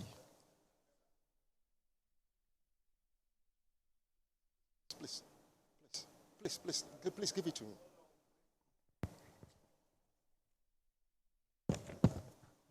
Yeah, the name is Kofi Akpalu, the leader and founder of the Liberal Party, LPG. We are here for a simple reason. We have been invited here by the AC because NDC presented something. So after this delivery, we are expecting the NDC to respond before we can all comment. Because that should be the norm. We cannot just, what are we going to say? Let us hear from the NDC what they have, and then we continue from here. Exactly. Thank you. So go and give it. Well noted, but I think we are working with time. If you have a view or comments, please allow NDP. Please give the mic to NDP. Okay, thank you very much, Madam Chair, colleague party reps, ladies and gentlemen. My position in the opening of the chair's remarks is the fact that henceforth we are going to allow the media to be taking part, in the proceedings of the IPAC. It is a very important development that is going to reduce the running around and engaging with what I call the gullible public. Now, the provisional voters register to the certified voters register, within that space are clear regulations. And I'm satisfied that at least the IT department had come today to give what I call the underlying IT management of the process. That is very, very important. And for that matter, we definitely, we want to find out that your engagement with the NDC, did they look first at the regulations that were stated and then the underlying IT management of their presentations of their observations? That is what we want to find out. Thank you very much. Please, we give the mic to GUM, and then we come to PPP before we come to CPP and GFP. Thank you. Okay, good morning. I personally am very pleased with the presentation of the Electoral Commission. Maybe we are yet to hear from our brothers of the NDC to know if they have extra or different issues from what we've heard so far,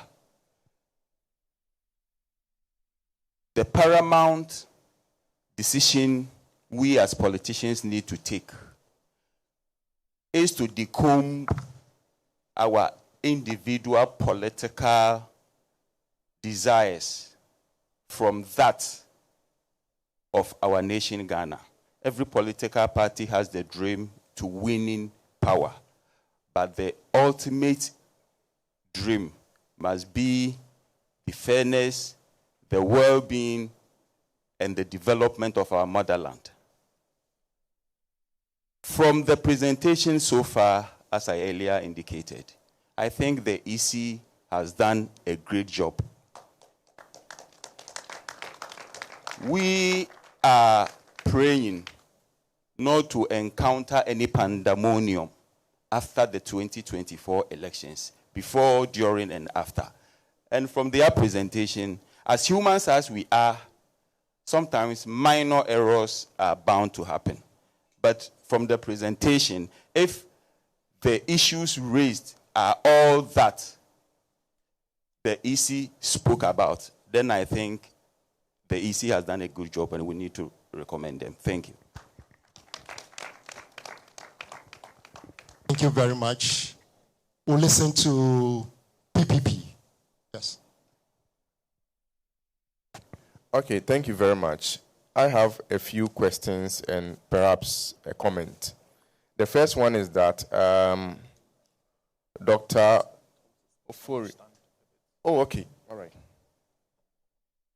Okay, so my first question is, at the latter part of your presentation, you spoke about missing voter list and indicated that if they are not found in the register, their primary source of registration document will be made available so that on the day of voting, they can be allowed to vote. But you did not tell us what is the cause. I mean, how are we able to arrive at that situation where we have some missing voter list? If you could explain the cause, then we can find a solution to it, because we cannot keep on having these things reoccurring. And then my second question is on the issue of voter transfer. At what point in time does the Electoral Commission print a new ID card for someone who has applied to transfer? I'm asking this question in relation also to the fact that usually when they are challenged, it goes to the district court for a resolution before a determination will be made whether they should be at the transferred location or they should be returned back to where they were voting before they come. And then this is a comment, actually. Again, I quote you, you said, if it has happened somewhere, it is possible it will happen elsewhere in relation to the Pusiga matter. So my question to the chairperson and the entire Electoral Commission is that, is there any law that makes it illegal for the independent audit to be made? If there is none, then my submission is that I feel that an independent audit will rather boost the credibility and image of the voter register. Because just imagine if an independent auditor comes and says, well, the register is 100% clean. That one, it is not the EC saying it. Because what Dr. Ufori said, I mean, the presentation is nice, but it is the EC speaking. So now that there are issues of mistrust and all that has happened, if an independent person comes and confirms that it is clean, I think it will boost the credibility and the trust that we all have. So that is a comment I want you to consider as well. Thank you. Thank you very much. Please, we would like to know your names. So when you stand, you want to ask question or comments, please mention your name so that we know the person who is speaking. Yes, CPP. Okay. Yeah, thank you so much, the EC, for this opportunity. I'm Yirimambo Moses Ambing, Coordinator, Organizational Committee, CPP. We in the Convention People's Club will have to commend the EC for giving as make this to make the table. For us, we all got very alarmed when we heard our brothers and sisters from the NDC. Yes, thank you.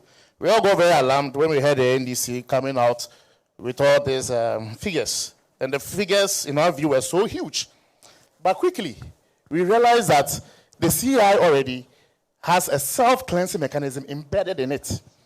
And that mechanism, when you go through the mechanism, you realize that it becomes then very difficult that errors will not be corrected at the provisional stage. So after the giving out of the register at the exhibition, we assume that all these errors are supposed to be corrected. And when you go through the proceedings from CI 25 to 27, it is explicit there how these errors can be detected and corrected. And I'm happy, just last week, 24th of September, in Kumasi, a district court has ordered the EC to expunge about 1,000 transfers from Inshia South. And I believe that this is the way to go. Because this process is really embedded in the CI. Where you go to the district review committee, it goes to the district court. So the procedures are very clear. And I'm happy that a district court in Kumasi has done this. And I know many more to follow where there are issues, there are procedures to address them. I must also admit the frankness of the EC. Where you got it wrong, you admitted that you were wrong. And you did your checks and you have corrected it. This is what we want to see. As major stakeholders, we are happy when the election body admits its faults. That yes, when it comes to issue AOB, we had some errors and we have corrected them. We in the Convention People's Party are very glad. Now, we in the CPP are also saying that we are confident of the process thus far, and we hope that all the corrections as stated here will be done before the register is given back to us, the political parties. The EC chair spoke about a re-exhibition online. I believe the only challenge we have as a party is that we've realized that people do not really patronize these exhibition exercises. And if it's online, you know, in our country, our rural folks, I don't know how they can use this short code to check or even go on online portals to check for their names. So I believe that in that regard, as stakeholders, let's find a mechanism of doing better.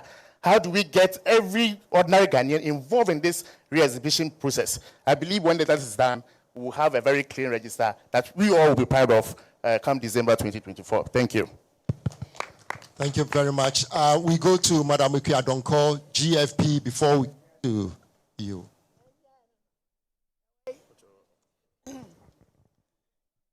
Easy, mammy, any papa no, and penny for my share. Medenya me ase se me baby ye.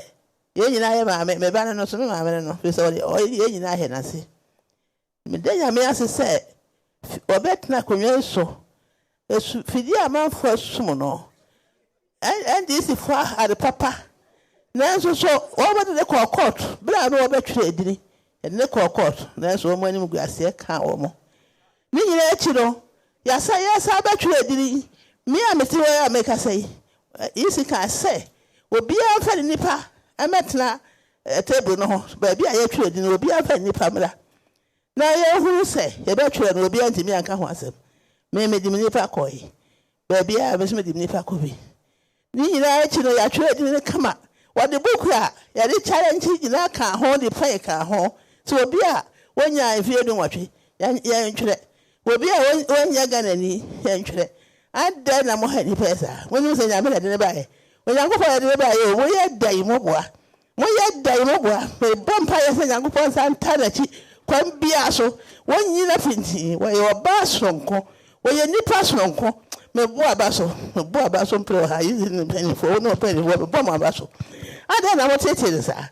Many men can't into me. What's it? Any pet you know, I say, yeah, you will. I didn't more years, baby. A mobwa. I don't know which one to answer. What's baby? I don't know. I don't know what is that. I don't know why. Yes, trade. I say, Kukum, no more contribute. I know nine chain. Yes, I'm not Kekos. What's our contribute that you have born before? And before the more about Swati, someone Cassa. No more so contribute about Daddy and Pope, but I hope Bodechi. What's that for her back? I saw one Marco to cross or Sekai, to try nipa. A dear Amoye, or my yes, but quite. One man,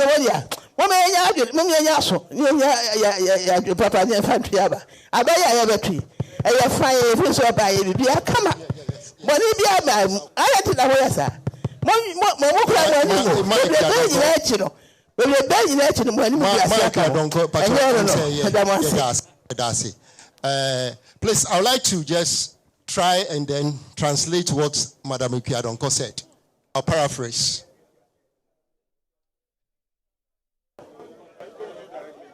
Okay. Let me say, it seems like she said certain things that respectfully, I think she has to withdraw that. And I think on behalf of the Electoral Commission, I think some of those words, I think didn't sound well. Thank you very much. Now we go to PNC. Please, we'll come to you. NDC will come to you. PNC. Thank you very much, my brother. My name is Samson Asake Awingobit. I'm the national chairman for People National Convention Party. People National Convention for short.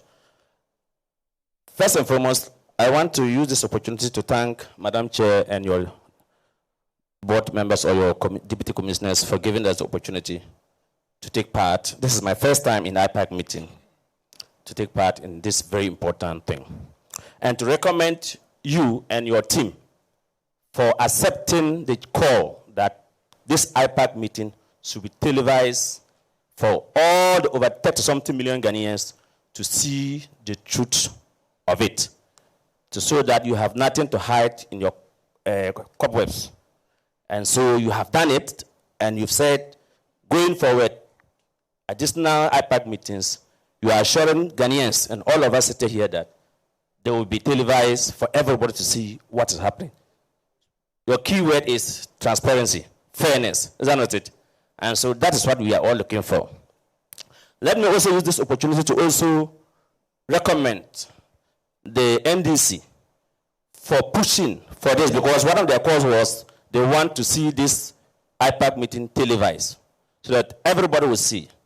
And I'm happy that your IT manager was able to take steps to explain what you have done, get back to the 5 petitions, 5 reasons that the NDC brought before you, things that they have worked on, and then going forward, what you want to do for this country. All of us collectively want to see a credible, free and fair, credible election comes December 7th. And that is what you are working towards. I'm happy that you said it's a process. It's not just one-day event. And we admitted where there are errors, and your IT manager, Dr. Yao Ofori, also agreed that they are working in the human institutions, and that could happen. I am sitting here as the national chair of my party, but I am saddened that it was the same errors and omissions that made you to disqualify my party presidential candidate. And so if you accept that EC is minded by human beings, and human beings are bound to make errors, then we are also coming from the earth, not from the planet. And so I want all the 30 million Ghanaians who are watching us to see to it that PNC are also human beings, human institutions, and we're bound to make errors. And madam, I'm pleading with you that as we are recommending you for the good job that you are doing today for Mother Ghana. This is for Mother Ghana. And you said Ghana is for all of us. Please, then don't disqualify us because we are human beings. That is my appeal to you, my personal appeal to you and your commissioners. PSC, yes, your point well taken. Please, thank you very much. No, sorry. I think you've allotted 1 to 4 minutes, isn't it? I'm not sure I've gotten today. You are almost. Yes, I'm almost. Thank you very much. Yes. So you are interjecting, isn't it? You said there's no interjections. So, Madam Chair and your deputies, I think if I walk out, I will now walk out with broad chest and say the EC has opened for transparency.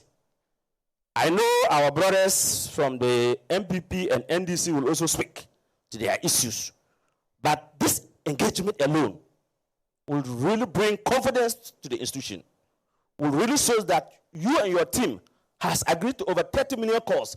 Those, if you have done this meeting without television, without radio, Ghanaians wouldn't have known whether who's speaking the truth and who's not speaking the truth. I therefore, on behalf of my party, We are very grateful for this opportunity given to us. And once again, include us in the 2024 general election because we are also human beings. Thank you very much. Thank you very much. We would like to pause here. Doc, would you like to respond to some of the few issues before we take the second round of questions?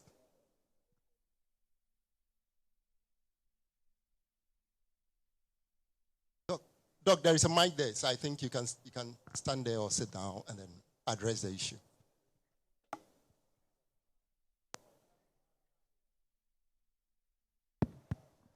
Good morning once again.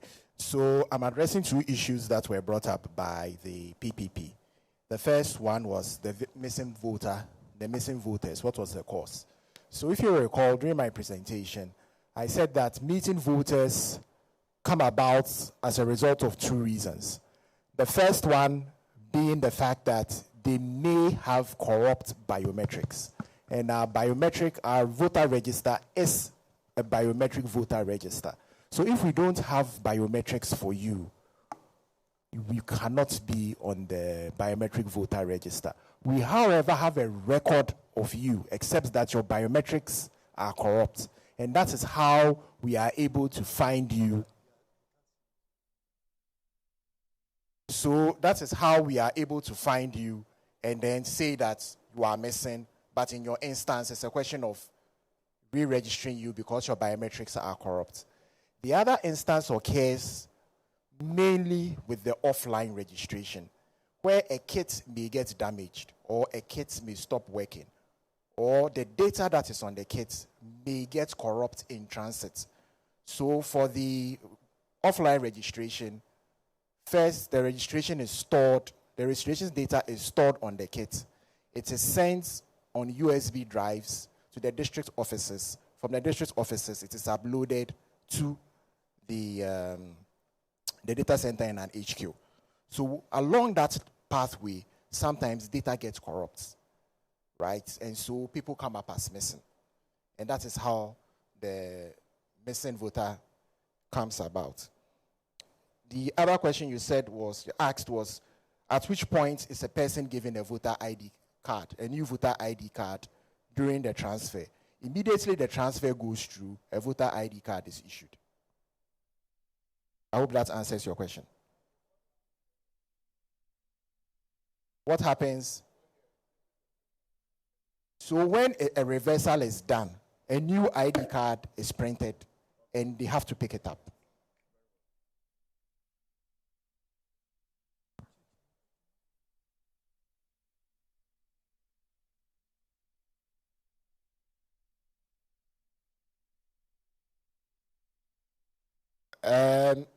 Okay, so Deputy Chair has prompted me to go over the automatic biometric identification system. So let me just take the opportunity and do that. So we've got the ABIS. The ABIS is what we use for verification of individuals and also for registration. So imagine that we are starting the system afresh. There's no record in it.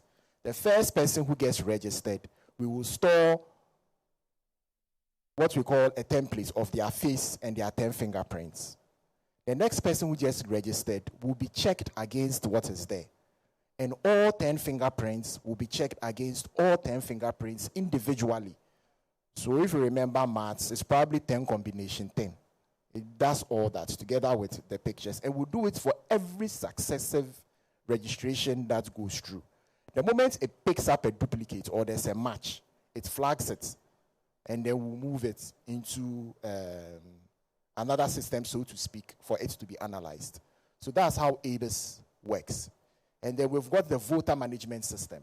The voter management system communicates with ABIS. So the first registration from the registration devices and all that comes through the voter management system. Voter management system then takes that data and presents it to ABIS. ABIS works on it and then retains it together with its decisions. So in a way, we actually have a lot of redundant data in our system so that if there are any issues anywhere, we can compare and contrast and find out what it is. But the primary role for ABIS is to do the deduplication, do the identification, end verification of voters using their fingerprints.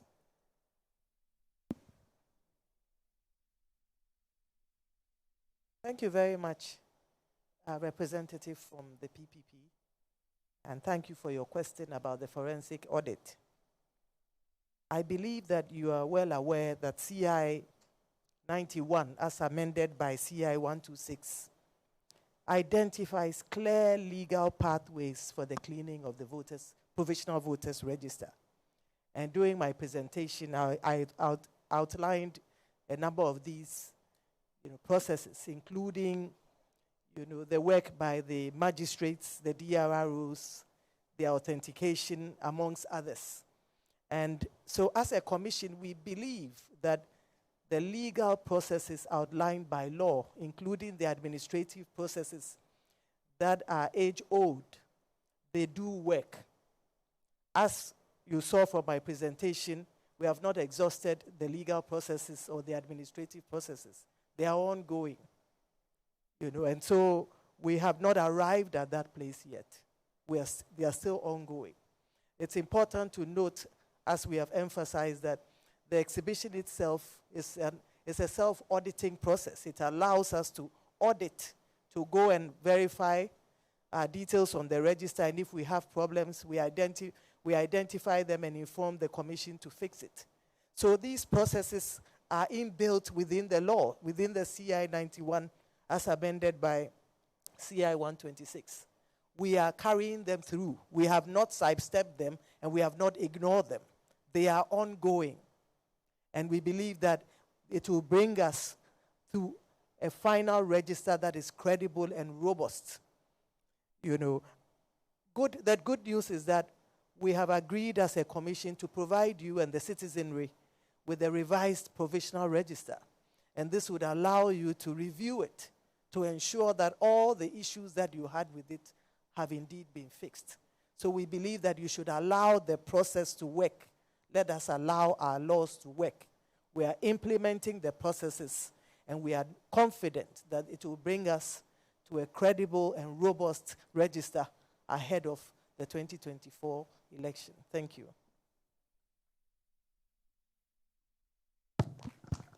Now we take the next set of questions. NDC. Can we give the mic to NDC? Any other? Please, NDC, hold on. Any other? GUM, LPG, and then NPP. So, APC. Okay. So, NDC, please. Doctor, please introduce yourself, and then you ask or you comment. Thank you. My name is Kofi Omanebuama, Director for Elections and IT, NDC. I think that the ground rule must be modified. Obviously, no other political party was seen during the PowerPoint presentation being responded to. So it is obvious we have done a good job, and that is why today you are all here to help deepen our democracy. This said, very obviously, 1 to 4 minutes for all other political parties will certainly not be enough for the NDC. Thank you. When your roof is leaking, you can decide to mop, keep mopping, and keep mopping. Or you can decide to fix the leakage and mop.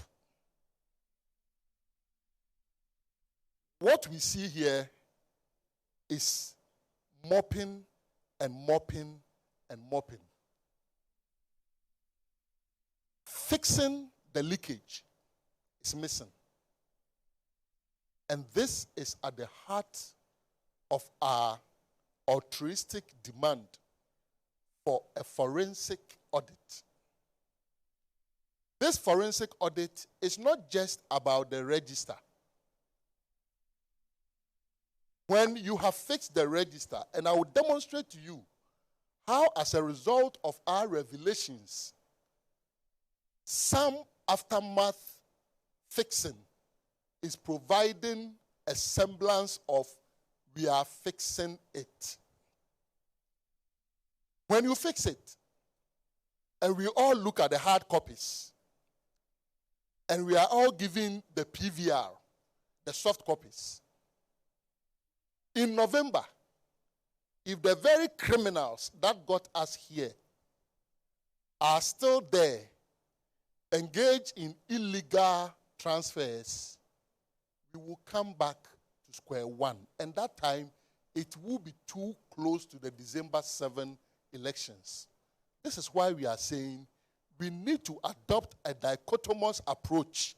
Look at the register, fix the issues in there, and also audit the very IT systems that allowed these anomalies to occur. We have heard, and Madam Chair spoke about the fact that we certainly do not require external assistance. I've also heard some EC officials question the legality. We have CI 91 as amended by CI 126. We also have CI 127. Okay? A suggestion is being made that on December 7, we are likely to see missing voters list at the polling stations. Is that not the case? Is that not what we've been told here? About 1,551 voters are likely to be captured on a list that will be called missing voters list. Is that not it? I'm here to identify which of these laws has missing voters list. But you see, it's a reasonable remedy for the problem that we are dealing with.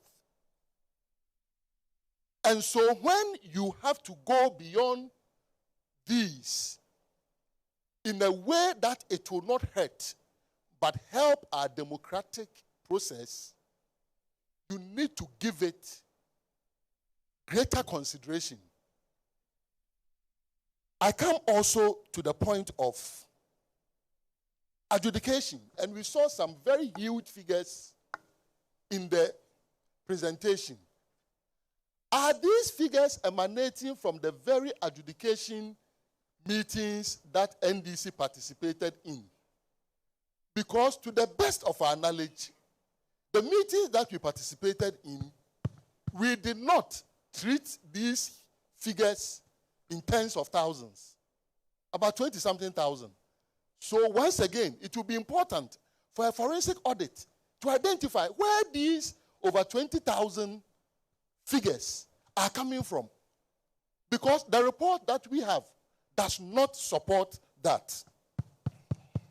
We come to the issue of proxy. We are being told proxy, 2,167. Great. But we also know people successfully filed for proxy without going through biometrics.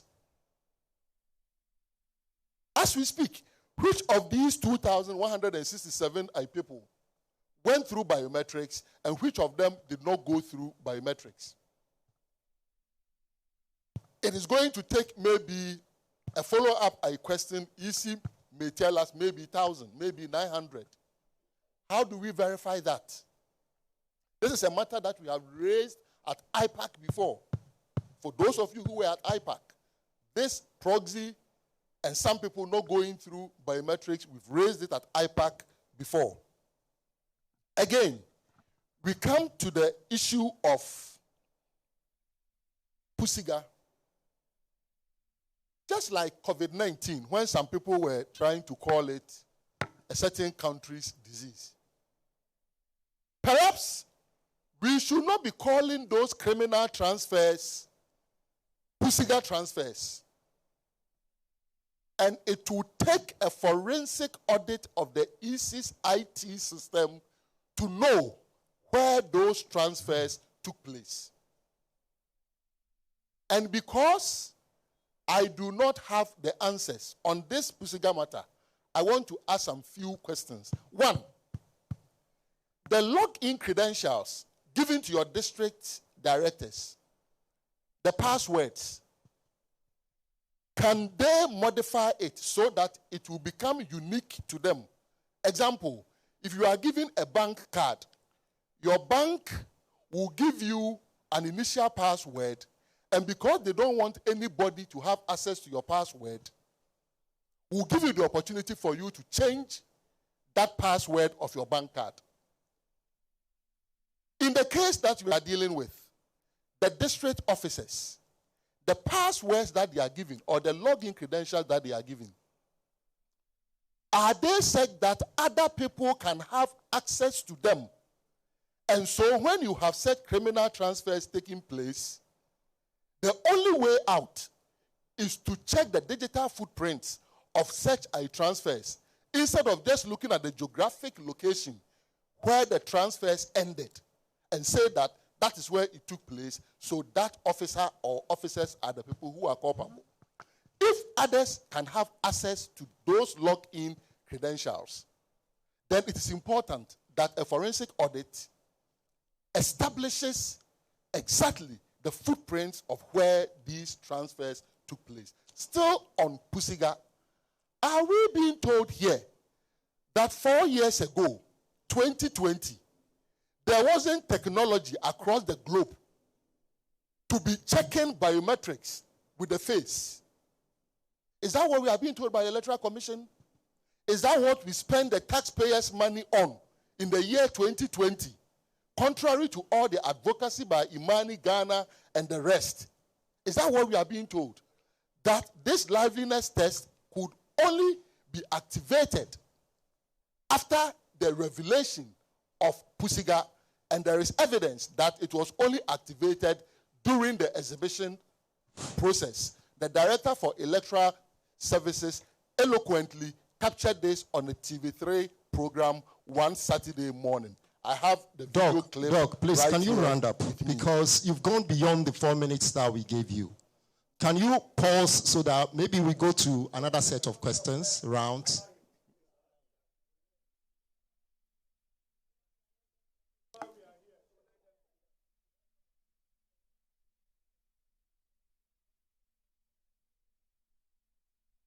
Again, I've heard the word assurance, reassure, many times.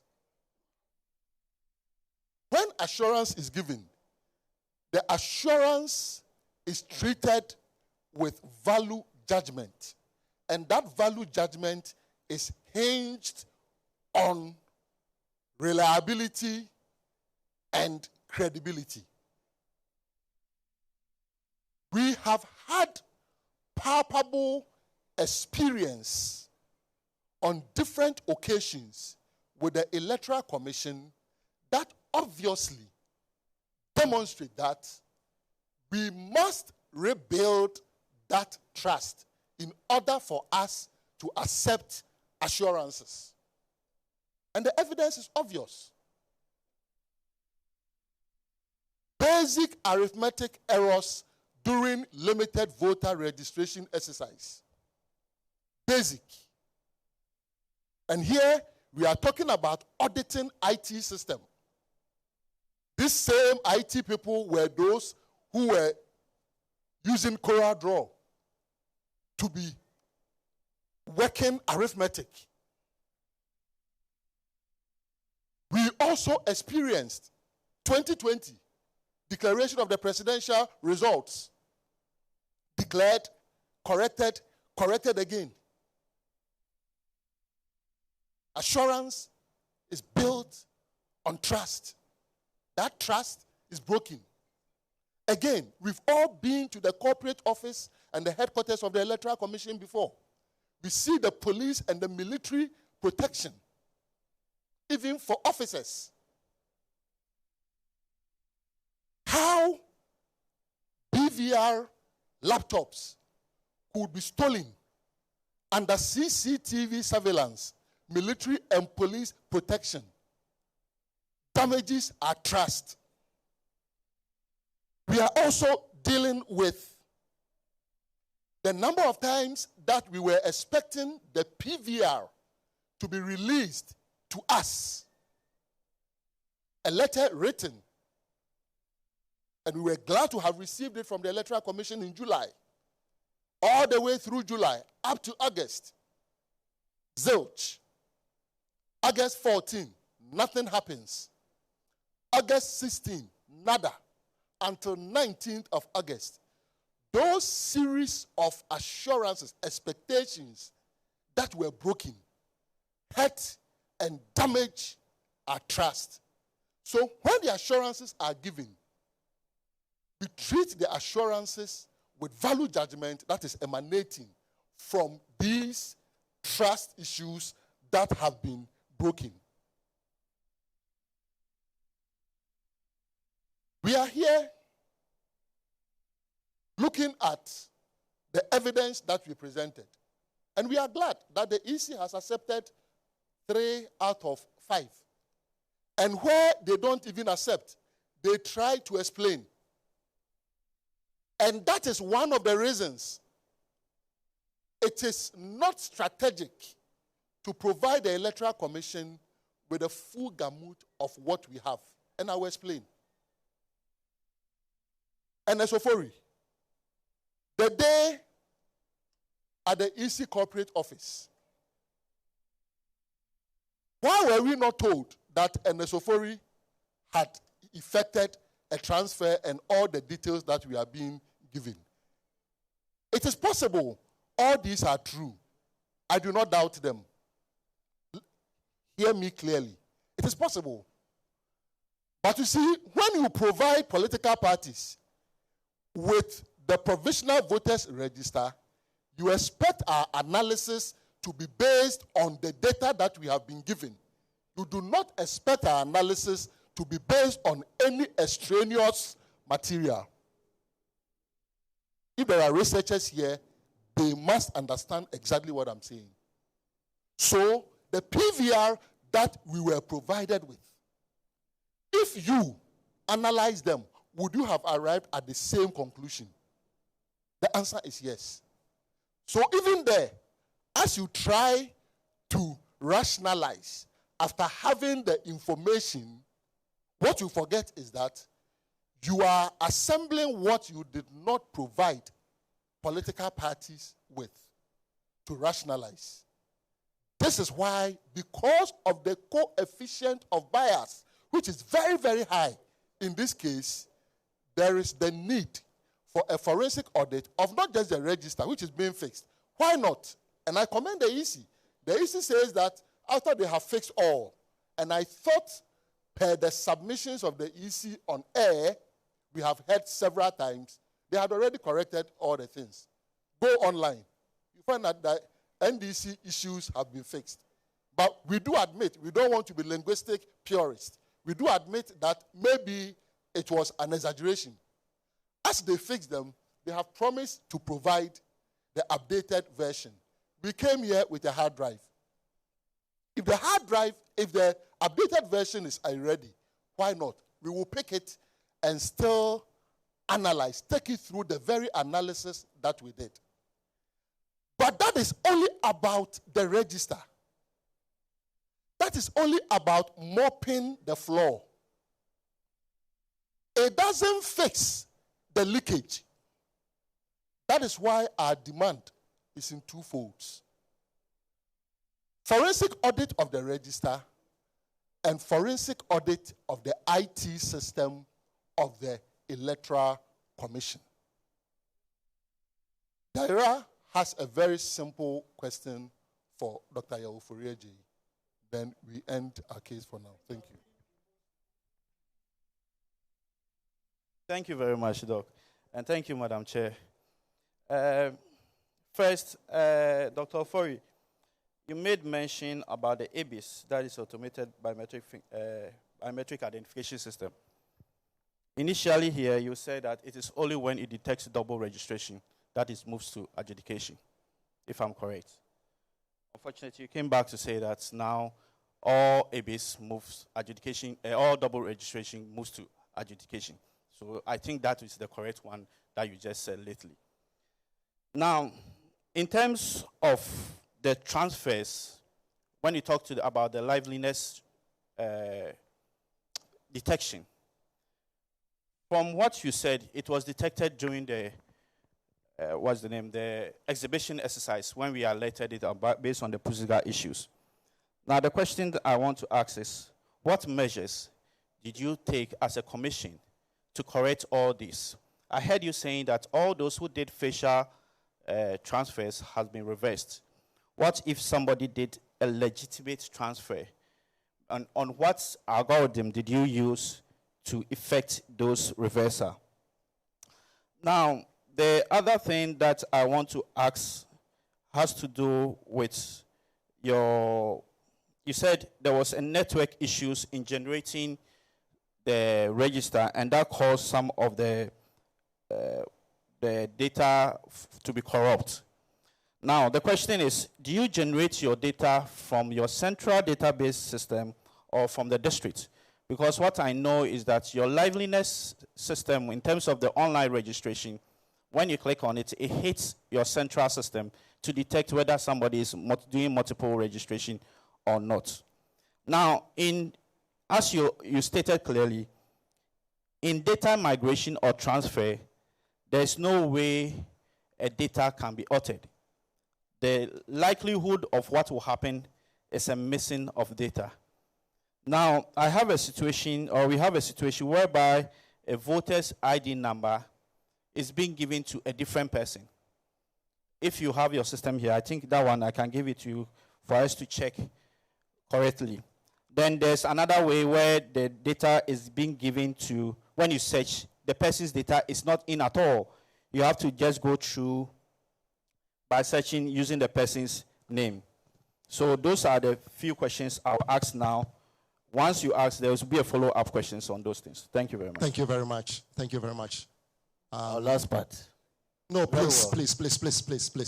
please. We've given you more than 9 minutes. No, please, can we go to another? Come back. Okay. So please. Thank you very much. Boom.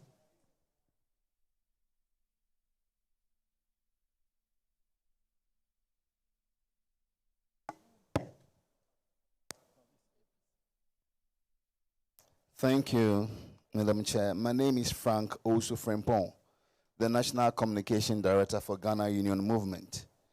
Mine is two quick ones. The first is on the concerns raised by our brothers of the NDC. And my observation is that if there is a possibility of the EC's IT department engaging the IT sectors of the political parties on a different meeting so that they can, some of the things are technical to some of us. So if they themselves meet and they can find a way to understand or judge or to come to a strong, decision on how to implement all that the EC is telling us, I think that would be very good. Secondly, mine is on the missing voters.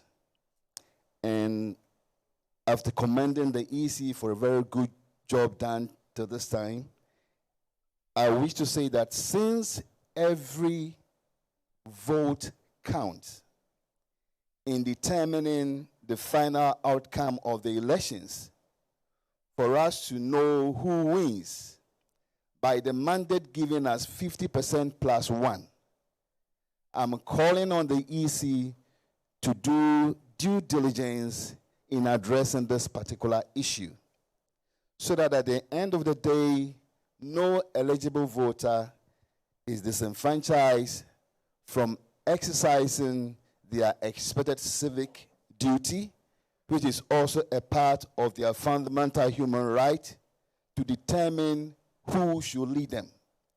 So I pray the EC to do this for us. Aside commending them for a very good job done, they need to do due diligence on this for us, on the missing voters. Thank you. Thank you very much. The mic to APC, and then we go to the NPP.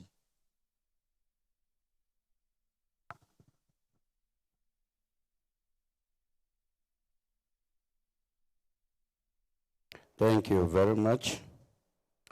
My greetings to Madam Chair and to all party members here from various parties. First of all, I want to applaud both the NDC and Madam Jean Mensah, the Commission, for doing a great job and listening to each other. The NDC had brought a lot of issues for all of us to listen to. We have carefully listened to it from various platforms, and today we are on the main platform where things were addressed for all of us to hear. But for me, it's going to be very difficult for Ghana to have a perfect system without a national data system. We've been running around talking about data collection, data system, national health insurance, DVLA, Ghana card, EC. In other jurisdictions, I'm sure some of those from the foreign countries are here, they have a data system, a database, one data system that has every information of everybody from the child born today until the last old man standing. We don't have such data. And we must admit that we are doing our best to give each other a perfect data. And that has challenges. We cannot say that we will not have challenges in anything we do. That is not entirely true. So in as much as we want a perfect data, we should be thinking about the APC national data system that we have been proposing all this while. That system captures every information of everyone. And when you turn 18, you don't need the EC to tell you, come and register. A letter will be sent to you to go to the EC's office to register your name automatically. When you turn 18, whether you are a Ghanaian or a foreigner who comes from Ghana or another country, you cannot register if you're a foreigner. But what do we do here? Parties here bring in foreigners to come and register. Parties here bring in minors to come and register. And you expect 100% perfection of a voter register. How is that going to be possible? We are the cause of where we are today, and we must all admit we cannot be feeding the voter register and expect it to be credible the way we want it. So if the EC is giving us something and the NDC is asking a forensic audit into the voter register, there's no problem asking for a forensic audit. But the problem here is that we are only holding a provisional voter register. And that allows for correction, and allows for updates, and that allows us to make suggestions like we are doing now until we get to the final register. It is when we have the final register, then we have problems with it. Of course, we will all agree that yes, we will not go to the election until these problems are resolved.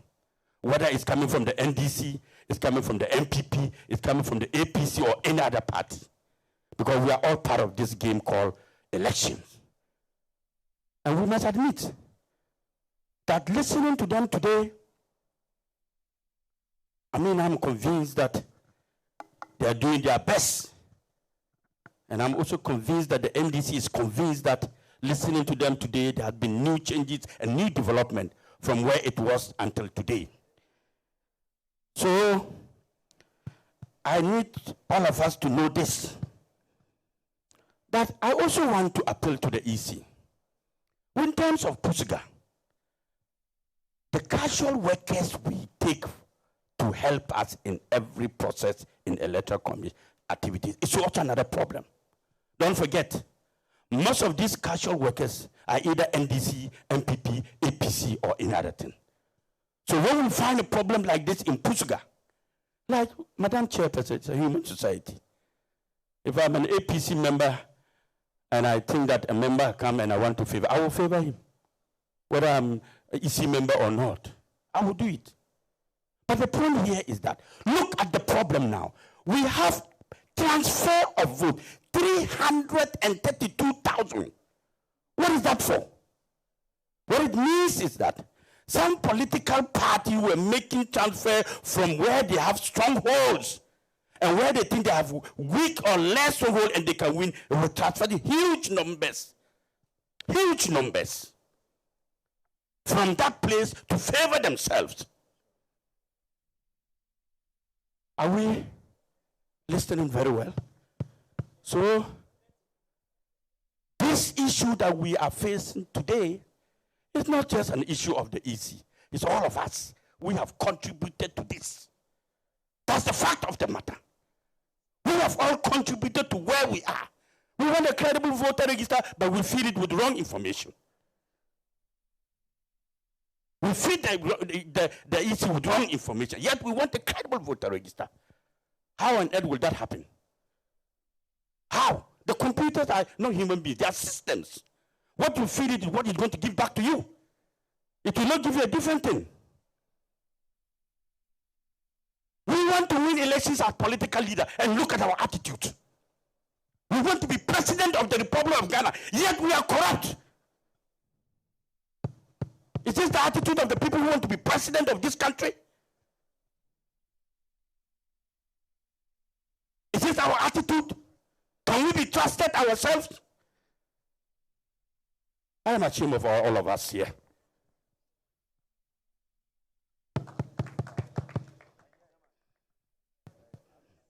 Please, your time. Let me finish. Yes, everybody has time. The NDC spoke well. I'm also a big party.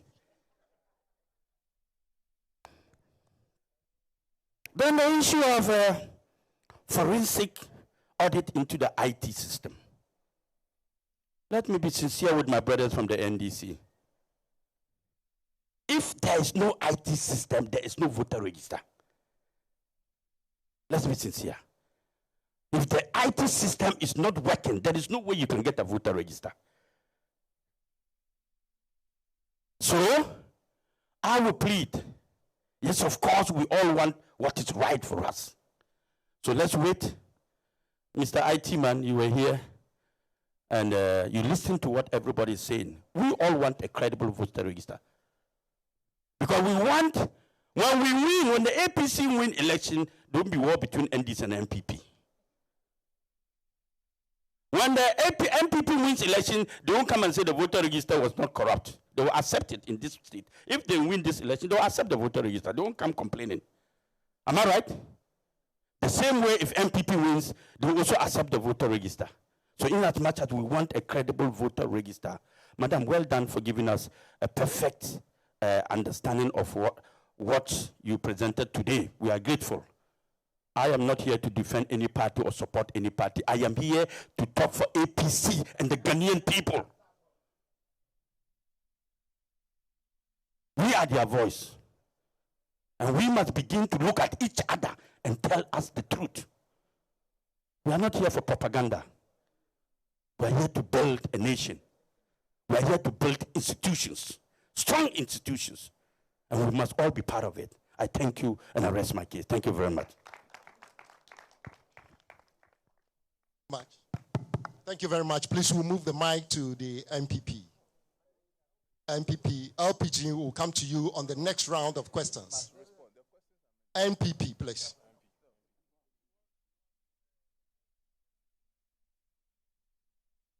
We'll end, after the MPP, we'll end this round of questions. Then we'll take the response from the IT and the Commission. Good afternoon, Madam Chairperson. Good afternoon, members of the Commission. Good afternoon, Your Excellencies, members of the Diplomatic Corps, media, and colleague political party activists.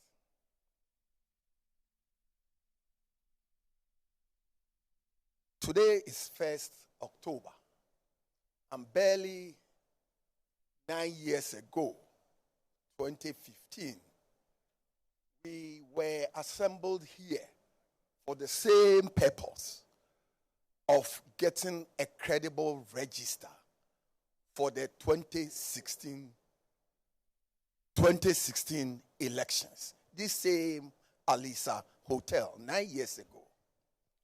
And I recall vividly, as a member of the NPP team, that when we had made our presentations about the state of the register, that it was bloated, that it was not fit for purpose, and we were calling for a new register, our colleagues on the other side said, no, the register is fit for purpose.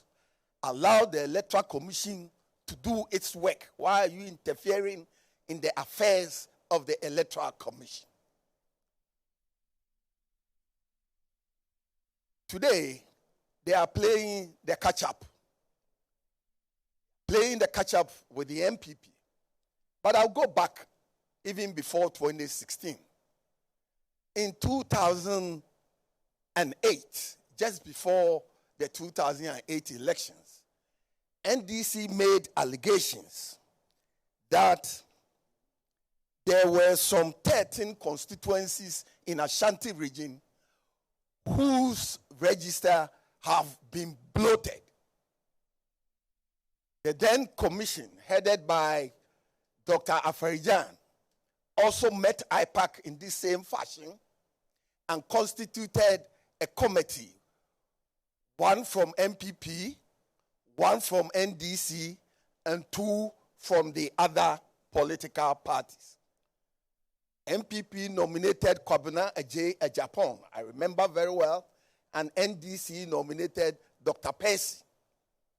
They went into the matter and they came back to report that it was an error from a computer input. So the allegations were dismissed. I think that we are repeating ourselves the same way. So I am very happy and I commend the Electoral Commission for instituting today's meeting to the full glare of the entire Ghanaian public and our friends from other countries. The call for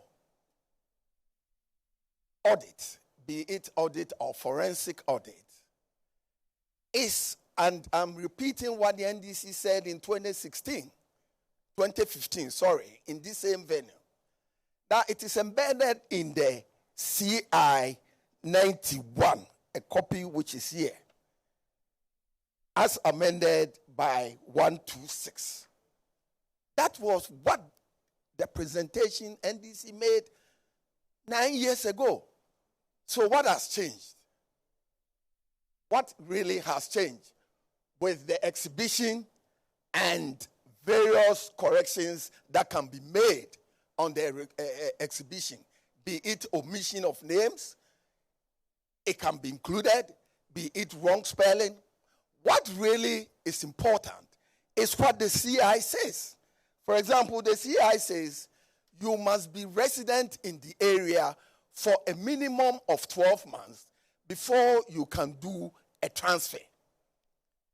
You must be resident in the area or the community or the electoral area for a minimum of 12 months before you can effect a transfer. Only last week, in the Kumasi High Court, Magistrate Court, an NDC-sponsored transfers were sent packing to go to where they came from in the Kumasi metropolis. A judge ruled that they were not resident in that area. So they are surreptitiously saying things, one thing, and doing the other, just to court the public support for an election they are going to lose. Don't be emotional. Don't be emotional. You must put your mind back to 2015 in this same area, how you treated the entire presentation we made. What did IEA say? IEA was made up of political parties with representatives in parliament. So it was the views of the political parties that were espoused by the IEA. So here we are, 2008, 13 constituencies in Ashanti region have their votes bloated because Ashanti is the heartbeat of MPP. These were challenged, they went through, and nothing untoward was discovered. In 2015, we made serious effort to get a new register or a cleanup, or what they now call a forensic audit. We went through the motions, all right, but we were denied because the panel, and for that matter, the commission at that time, entreated us to use the mechanism of the exhibition to do any corrections we want to make. What has changed? I want to ask my brothers in the NDC.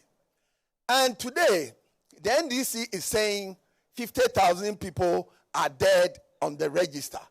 In 2015, and I like to quote from the report of the committee chaired by the late VCRAC Crab,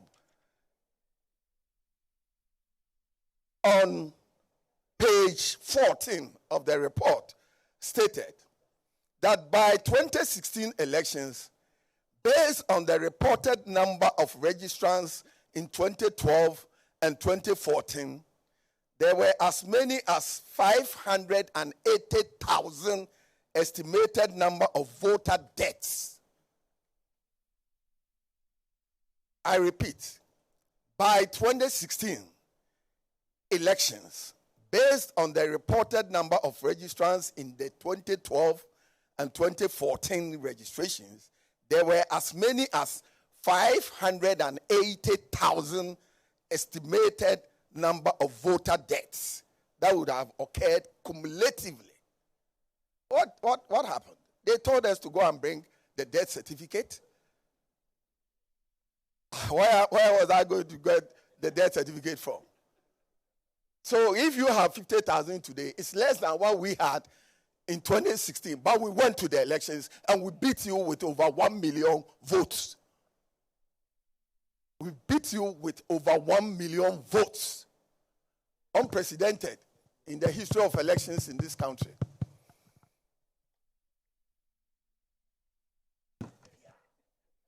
But Madam Chairperson, the committee at that time commended the New Patriotic Party must be commended for raising on the public platform the need for a credible voters register. This was in 2015, 9 years ago here. So you may be commended as well. You may be commended. We were commended at that time. So we commend you. But that's how far you can go, my friend. That is what you told me. That is what you told me. So the issues have been fixed. The IT director has said, and we followed it. And I'm telling you that we commend you the same way the committee then commended us. But you are trying to play the catch-up. So we will leave you to your fate. But you have 1,000 fraudulent votes that you try to transfer to Menchia South, which you will have to go back and answer. So for us, we strongly believe that what the IT director and Madam Chairperson spoke about, the presentation, is very fair and is the best method prescribed by the law on how to deal with any exigencies in the voters register. I will leave it to my General Secretary to put a finishing touch to it. Please, we'll give you 2 minutes. Just wrap up 2 minutes. Thank you. Madam Chair, members of the commission, distinguished CSOs, members of the diplomatic corps, colleagues from other political parties. Just as my director of elections reiterated on this platform, as stakeholders in this year's elections, carrying from what APC presidential candidate said, it bestows on us, irrespective of our political device, to make sure that the peaceful country that we are enjoying remains same after December 7th. Madam Chair, not long ago, certain people were asked to hit the street to demonstrate against the Electoral Commission based on what they perceive to be discrepancies and an attempt to rig the election for the new Patriotic Party. Upon several calls from key stakeholders that if NDC indeed have legitimate concerns to raise, we even asked them to do a press conference, invite all of us, walk us through all the allegations that they are talking about. Today, as we speak, the NDC is yet to give those so-called allegations and discrepancies to the Electoral Commission. Let it be on record. And for me, I challenge them that all those allegations that they are making and how the Electoral Commission will be able to address the issue, they don't have any further allegations. If indeed they do have it, they should bring it forth for us to interrogate it and see whether the Electoral Commission has addressed it or not. It's not a question about having a leaking roof and mopping your floor. It's about the data, what you presented to the Electoral Commission. The whole people of Ghana want to see it. And that is the comment APC made, that even the request for forensic audit is needless at this point, because we are yet to see those allegations that you are talking about. And the Electoral Commission has said that they are going to furnish us with the cleanup that they have done. So, Madam Chair, we also want to know from you when we can have the revised exercise that you have done, so that we can also have another look. It is after all that if there is a need for us to convey again, then the issues that you are talking about, we can even think about or even consider. But at this point, we are asking you, NDC, challenge the presentation by the Electoral Commission and let all of us know. We are asking you, based on 1, 2, 3 names, we are talking about 200,000, we are talking about 300,000, we are talking about 15,000. We want to see those names. If indeed you have it, present for us on this forum for us to see, rather than just doing propaganda with it. Thank you very much.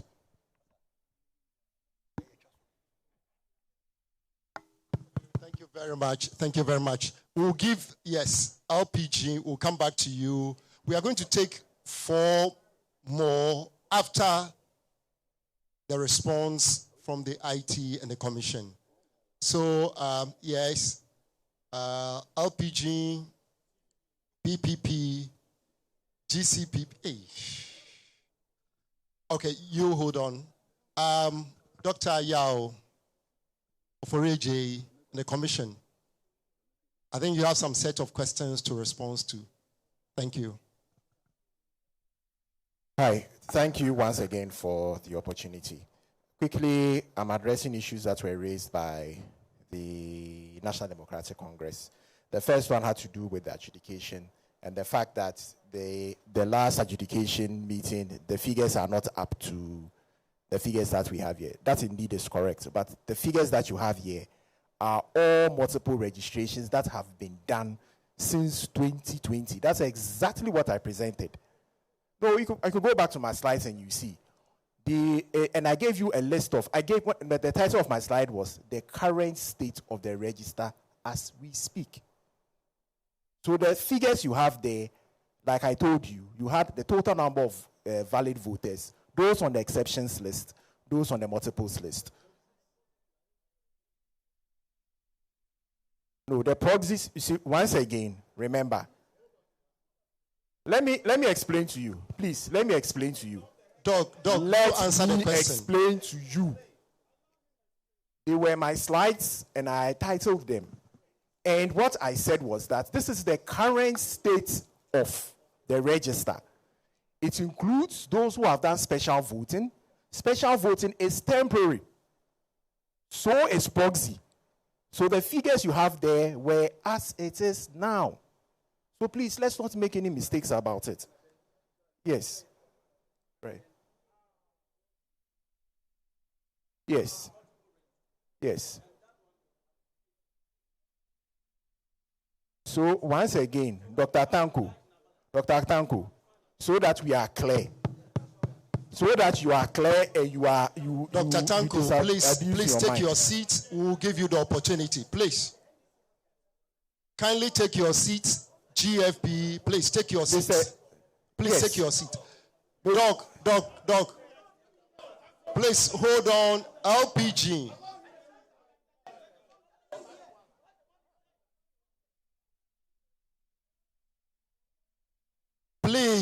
Please, I retracted it. I said the commission takes exception to that, and I retracted it, if you could remember. So please, GFP, please take your seat.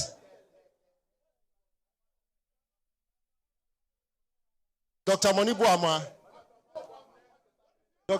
Ama, please take your seat. Take your seat. There's a forum for all of us. No, we'll come back. Please. LPG, please. Please, let's stop the banter and the interjections, please. Doctor. I want to be emphatic about the presentation. Doc, respond to the question. That was done. Exactly. The presentation and the slide showed the current state of the register. And in the current state of the register, we gave you the total number of voters. We told you those who had registered for proxy. And mind you, proxy is temporal. So is special as well. And then we gave you, so a proxy registration is for an election. At the end of the election, those proxy voters go back. So please, let's understand the issues we are discussing. Then I gave you a list of all the people in our register who have done multiple registrations, and also all those who have done or who have been objected or challenged to and are on the exceptions list. Nowhere did I say that these people were people who are adjudicated. If you are on an exceptions list, you are there permanently until you use the processes that have been described to take you off the list. If you're on a multiples list, it is the same. So please, let's not get it confused. Adjudication, what you have is the cumulative number of people who are on a multiple list since 2020. So please, let's not confuse it. The other thing had to do with proxy voters. Proxy voters, we don't do biometric verification for proxy voters. So there's not a situation where some people are biometrically verified and some aren't. So please, let's clarify that. Then there was a question about credentials. You will all agree with me that a credential that you have for login, and login credentials can be changed by the individual. The credentials that you have for login are only secure for so long as you keep it to yourself. Remember, we are a human institution as well. You could very well give the password to your phone to your wife, and your wife can access your phone and do whatever it is that she wants to do. It's same with your kids. But in terms of an audit trail being in place, that audits every single minute interaction or transaction that occurs in the voter management system. It's all logged. To the minutest, if you change an O to a 0, it is logged. So we know exactly when it was done and by whom. But the security that we have is as good as how secure the person keeps those credentials. And we have even improved the system so that now you realize that some of our login credentials are actually biometric based, especially for the registration officials.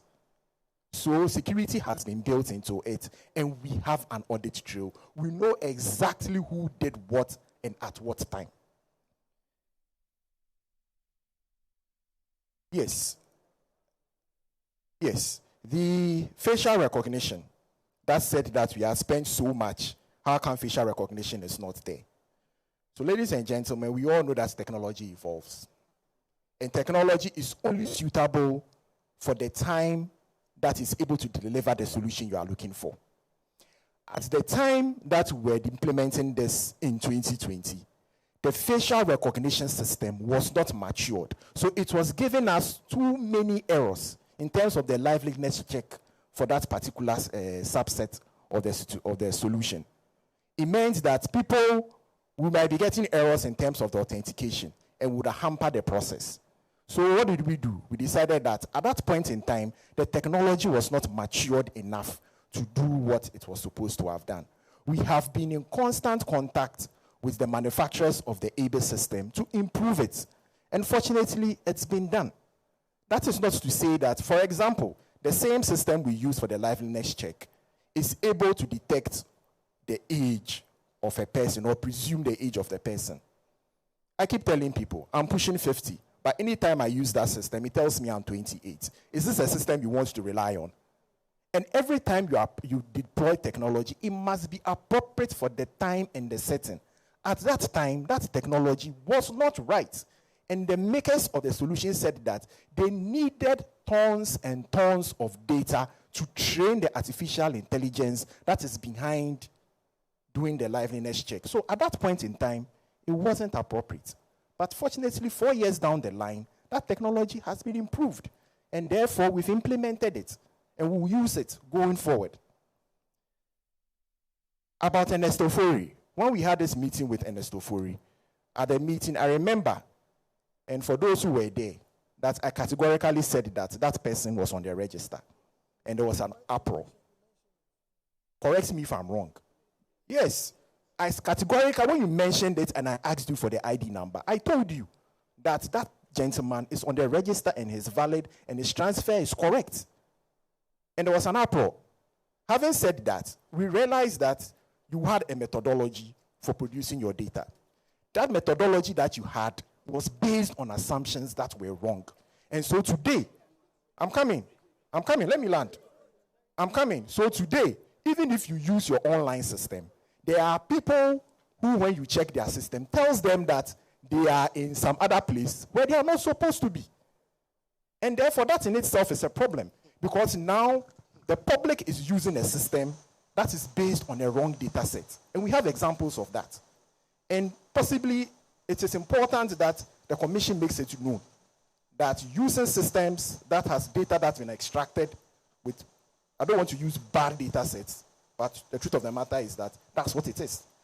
You tend getting wrong information from using that system. And we encourage everybody to use the system that has been developed by the Electoral Commission to verify their voter details. Now, the question about reversals. Remember I said every transaction is tracked, including the transfers. So we know exactly where you are coming from. If you've done one, even from 2020, if you give me a voter ID, I'll be able to tell you exactly where the person has moved from. From registration to transfer, if you did special voting, it is all documented.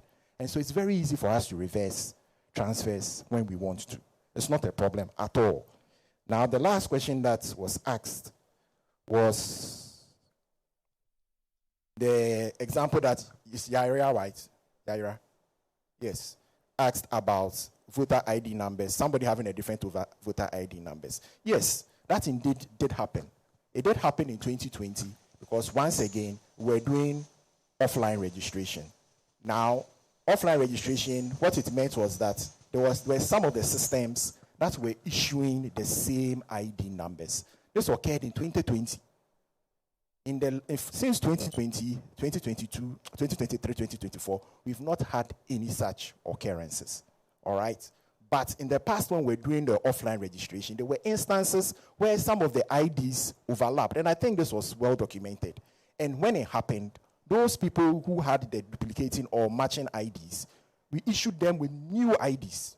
Because obviously we saw the conflicts. And so those conflicts were fixed.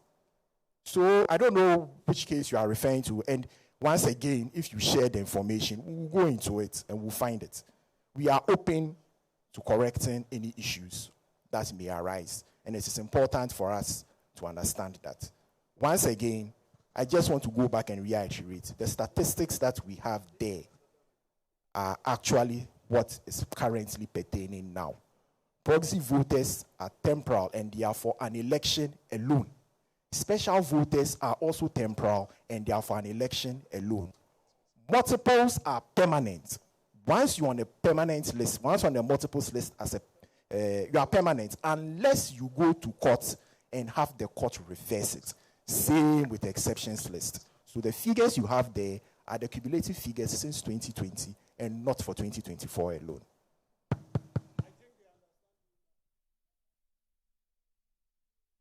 Please. PNC, please, take your seat. Please, take your seat. We'll come back to that. Please, take your seat. I think there was a question by Boom.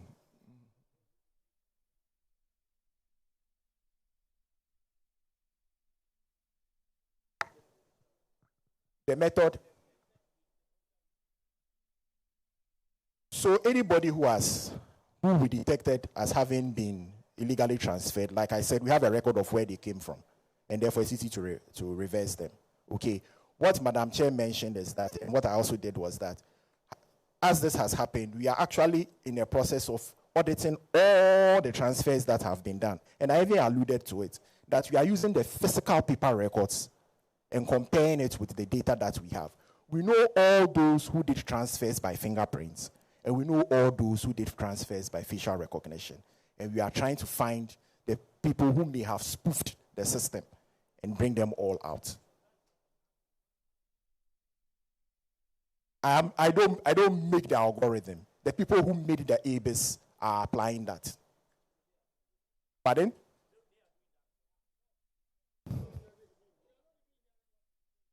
Okay. The most important thing is that there are steps to identify if any spoofing has been done.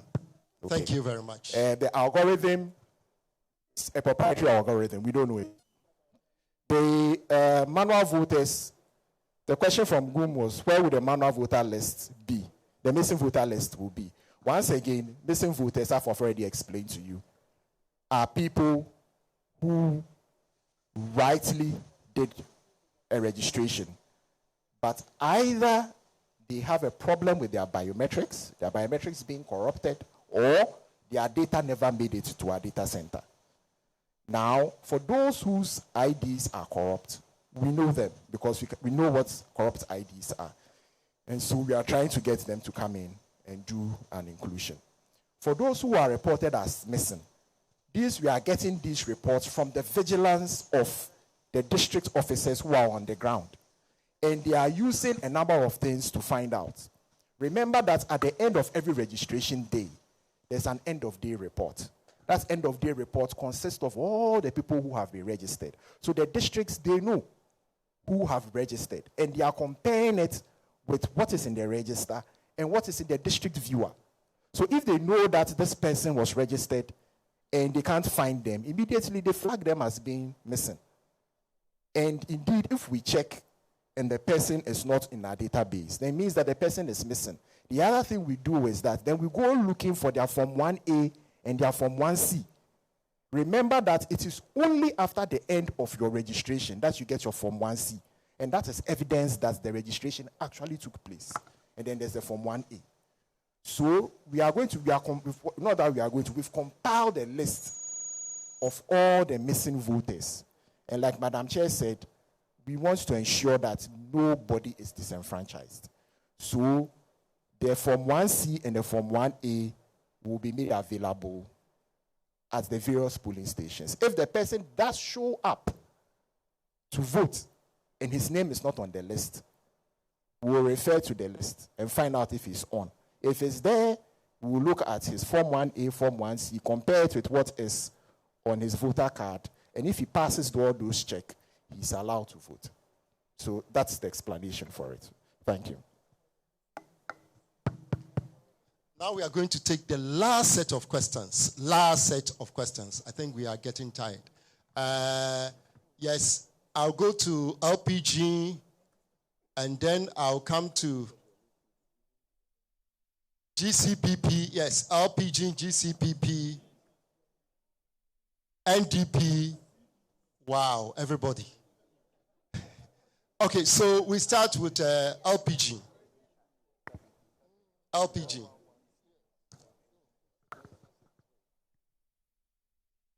Please, this time around, we're going to give you 2 minutes. No.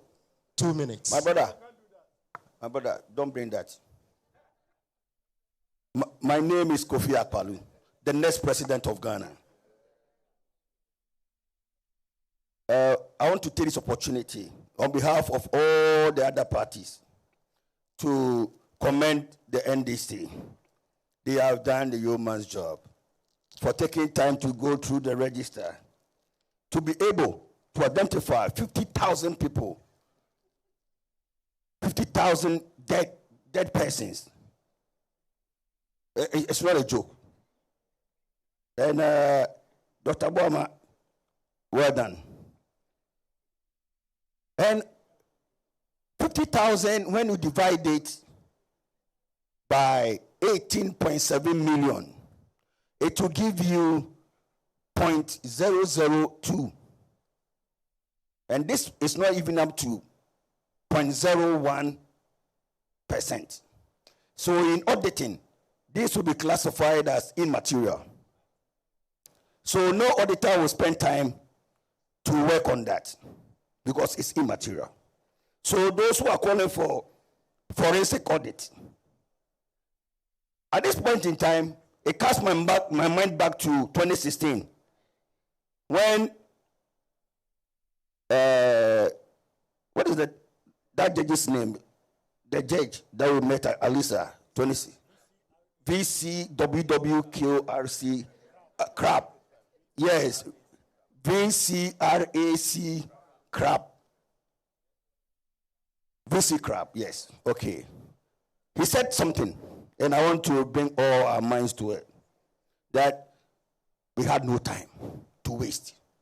So from now to 7th December, it's 65 days or 67 days. When are we going to do this forensic audit? 276 constituencies, 40,000 polling stations, 18 million registered voters. Who's going to do the auditing in less than 60 days?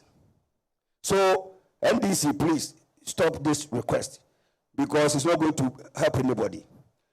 And mind you, this is a biometric register. No dead person can come out from her grave or his grave to come and vote.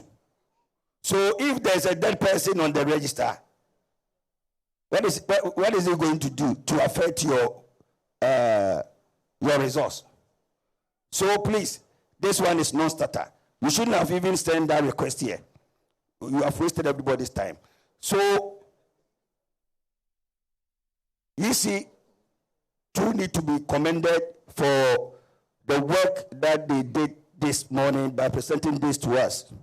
This has demonstrated that EC is up to the task. They know what they are doing. And everybody must commend the EC. And I'm not going to accept that human error institution or whatsoever. Because we all know some political parties in this country have been registering minors and foreigners who are not supposed to be on the register. And they have transferred a lot of people from places where they have no business to go and register to elect members of parliament. After doing this, then they turn around and come and tell us that the voter register is compromised. This register is not compromised. Thank you and God bless you.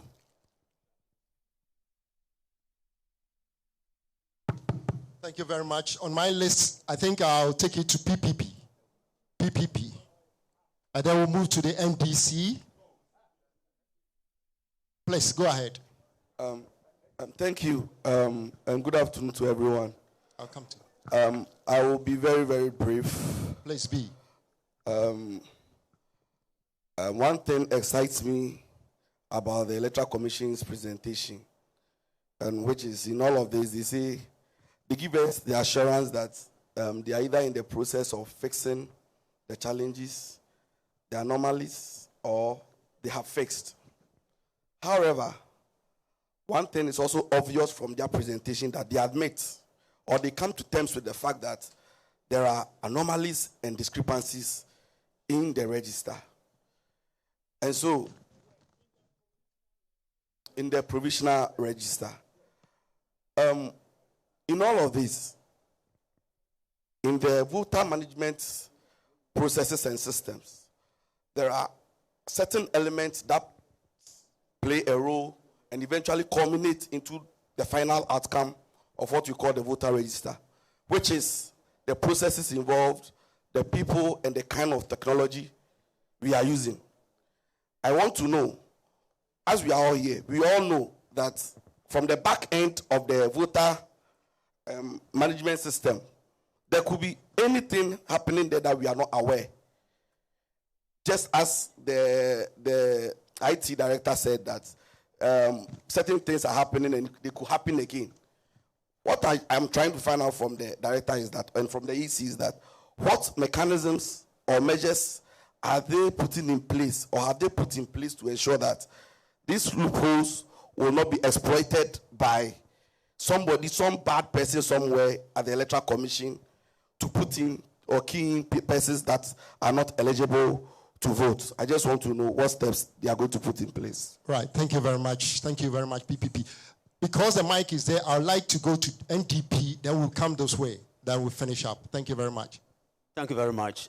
Quickly, from the proceedings so far, I think we are making fetish of the management of the IT system, even though the IT manager has explicitly explained to us, most of the observations that the NDC made. Please, don't let us take our attention away from the regulations that are provided in the CI. It is very, very important. After all, it's the CI that gives direction to how maybe the IT system, should find out whether there's any fault or how to solve a challenge and so on and so forth. Please, the whole electoral process is rule-based procedure. And the EC itself is a creation of the law. The most important thing is that they are the very nerve center of our multi-party democracy. And the way we carry out, the IT system and challenge it into the extent of calling for a forensic audit or whatever, probably is not the route to go. That would not help us in any way. The point is that if you look at the regulations as they are stated, there's nowhere, where it brings out or states that at least there should be something forensic. I think it is very clear. If you take the voter, the exhibition to the provisional voter register up to the certified, the procedures there corrects everything. So consider the problem of the NDC as somebody, the analogy that I give them is somebody who has maybe a spiritual malady rather than a physical malady.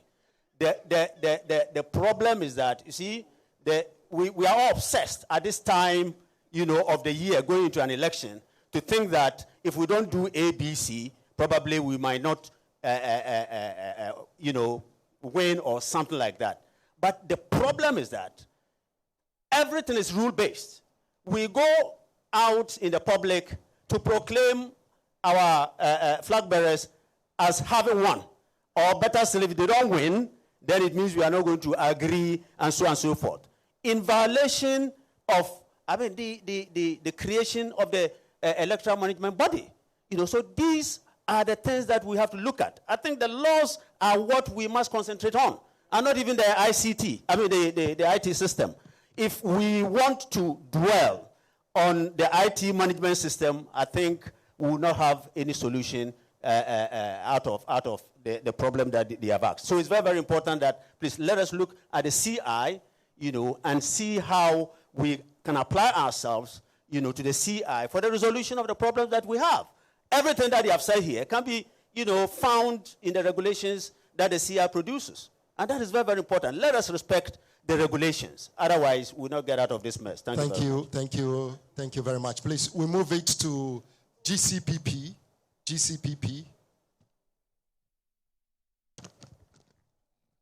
Thank you very much. My name is Citizen Atudazi, the General Secretary for GCPP. I think today I will walk out of this room very proud as a Ghanaian, because the electoral body has allowed itself for this open forum on this discussion. This cannot be found in even other developed countries. So I think it is important that we all become proud as Ghanaians seeing this day. I also want to say that our election processes has developed based on contributions by political parties. And we have made a key stride because the NDC did not relent and they pushed and pushed for this. So I also recommend the fact that their vigilance has also led us to another stride, which will become a history for all of us. In all this, I want us to remember that we are about 68 days to election. It is important that whatever that we do, we know that we are behind time already. Based on the calendar of the EC, we were supposed to receive the final register on the 5th of September. Today is the 1st of October. So we are already behind time. I would want to find out when will the certified register be ready for all of us. Number two, in all the deliberations that I've heard, we have referred to CI 91 and CI 127. That means that it's important we play by the rules of the game. And if we decide to go outside the rules of the game, that is where we would have all these issues that are happening. And I think during Madam's presentation, she made mention of another forum which could be on their website in terms of auditing. I think CI 91 Regulation 23 talks about the commission providing or posting the provisional register on the website of the commission. This is embedded in CI 23. I believe the exhibition period is over. CI 91 Regulation 23. And I believe the exhibition is over. So I am not too sure if we are opening ourselves up again for other processes that are beyond what is captured in the CI. We might be introducing a lot of interjections which might take us a longer period. So I think we should all agree that the processes have been laid out, it's been followed. We look forward to a certified register so that we can go on with the rest of the elections. God bless our homeland Ghana and make it great and strong. Thank you very much. On my list is CPP. CPP, yes. Right. Good afternoon. I know we are all exhausted, but let me just say one thing. I want to take this opportunity to congratulate the Electoral Commission for being a listening commission. We've been going through a lot of processes that leads to demonization of our institution in Ghana, most especially the Electoral Commission. I've been through this through the MPP, NDC. And this time around, I want to say, Madam Jim Mensah, thank you very much for being so robust and resolute on these matters. We are also, the CPP's position is very clear. What is the position of the law as far as these matters are concerned? Once the positions of the law is so clear, from the CIs 91 to 126 and all those ones that are spelled out here, we don't need to jump out of the bus when the bus is moving. We need to be very careful. The situation that we find ourselves in this country, it appears to be like every election year, like Ghana is leading towards to an end. And I think this must stop. We must stop this. And also, I would also like to say this to the NDC, that they should take out propaganda out of every argument that they raise. That leads to electrifying the system. The temperature is so high in this country, like my senior brother said, Hassan Ayaraga. Ghana must survive and Ghana must live on beyond elections. And this is what should guide us. I mean, calling for demonstrations against a document that is at the draft stage. I mean, for God's sake, that is really, really above board. We know, everybody understands the word provision. Everybody understands the word provision. And also the media. I think you should also stop participating in these kind of things that you hyper the situation too much by giving so much listening ear to when issues are being taken on the propaganda level. You should be able to differentiate and know that Ghana stands first and Ghana must win. On this note, I'll say once again, we are all happy today for the display of the IT department. I'm going to walk out, like my brother said, walk out of this place very proud, because Electoral Commission takes a lot of things that we say are IPAC. Because today we have the media here. Some of us have been raising this issue, that the issue of trying to let parties go out and give audience to media is putting the Electoral Commission on the mat. And I think today, thank you very much for putting that on the drawing board and solving a solution. Yes, thank you very much. We'll give it to the lady, I think, yes. Please, your name. Hi, my name is Esther Saidanso. I'm PNC National Women's Organizer. And this is my question. I've witnessed a several incidents on election day where people go and their fingerprint, the biometric cannot verify it. Same as the facial verification. So if this case happened, will it be that it will be offline verification? And if I may ask, how authentic would that be? Thank you.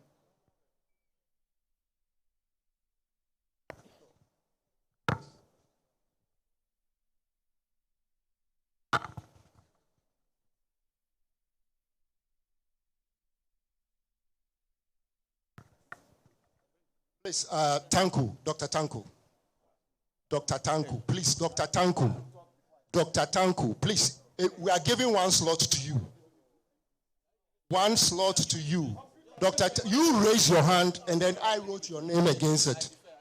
Please, 2 minutes. Thank you. No, please, PNC has responded.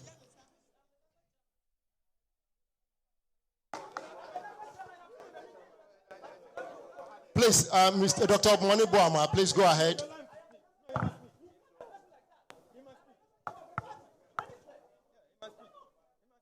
Please take your seat. Please take your seat. Please take your seat. Dr. Monibuama, 2 minutes. We are all wrapping up. It is obvious that, but for the NDC doing the hard work, analyzing the provisional voters register, a lot of the political parties that are speaking here today, they got it and went to sleep. They should be thanking the NDC for this thorough work. Unlike Please, there are no interjections. Unlike 2015, when a certain running mate was bandying around 80,000 names in the register, that was proven to be false, said Togolese. What we have put before you here is authentic. We are clear in our minds that the issues that we are dealing with, coupled with the fact that, and the IT person of the EC has confirmed, that the login credentials can even get into the hands of girlfriends and all that.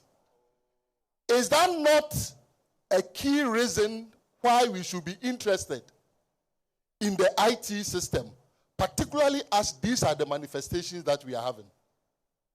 So we have presented our petition to the Electoral Commission as NDC.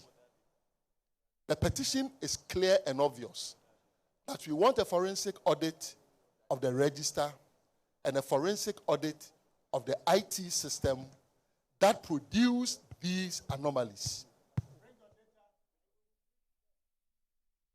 What we will do is this afternoon, we are meeting as a party.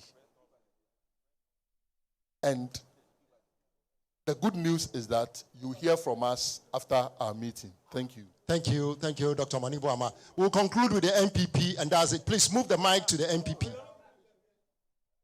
MPP.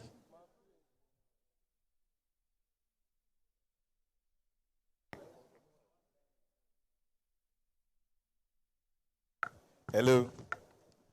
Good afternoon, Madam Chair, commissioners here assembled, our friends from the media, our colleagues.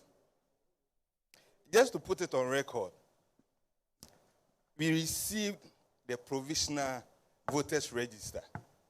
We did the needful. The New Patriotic Party has been very consistent that we printed them for our polling station executives for them to do audit.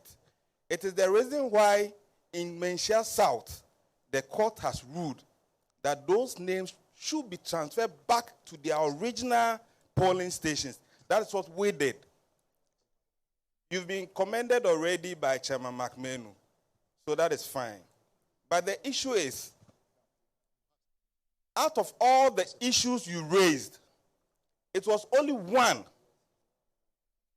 Ernest Ofori.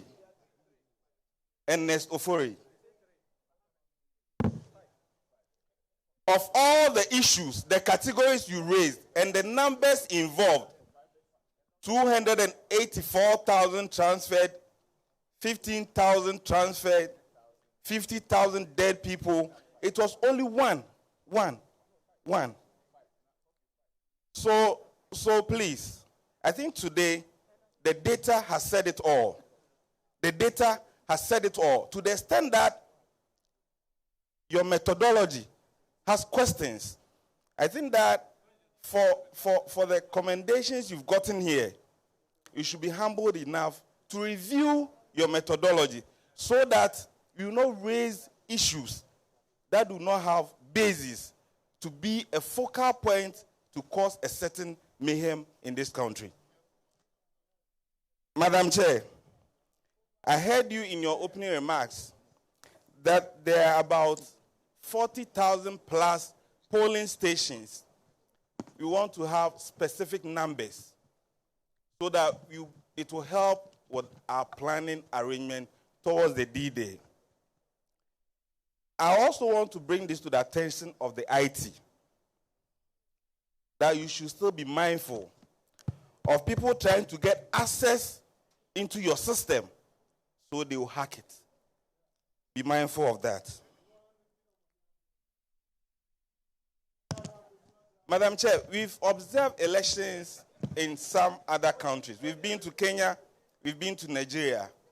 And few days to elections, these are some of the issues. So I'm happy that today we've had this session, expanded IPAC that is being beamed live for Ghanaians to watch, so we'll be able to compare. I don't think using certain platforms to make issues with that basis should be the order of the day. If not, it doesn't help our cause. And I think for all of us here, we want to have a peaceful elections. And the New Patriotic Party, Mark Manu said it, from 2008, have been championing for credible elections and register. We will not run away from that.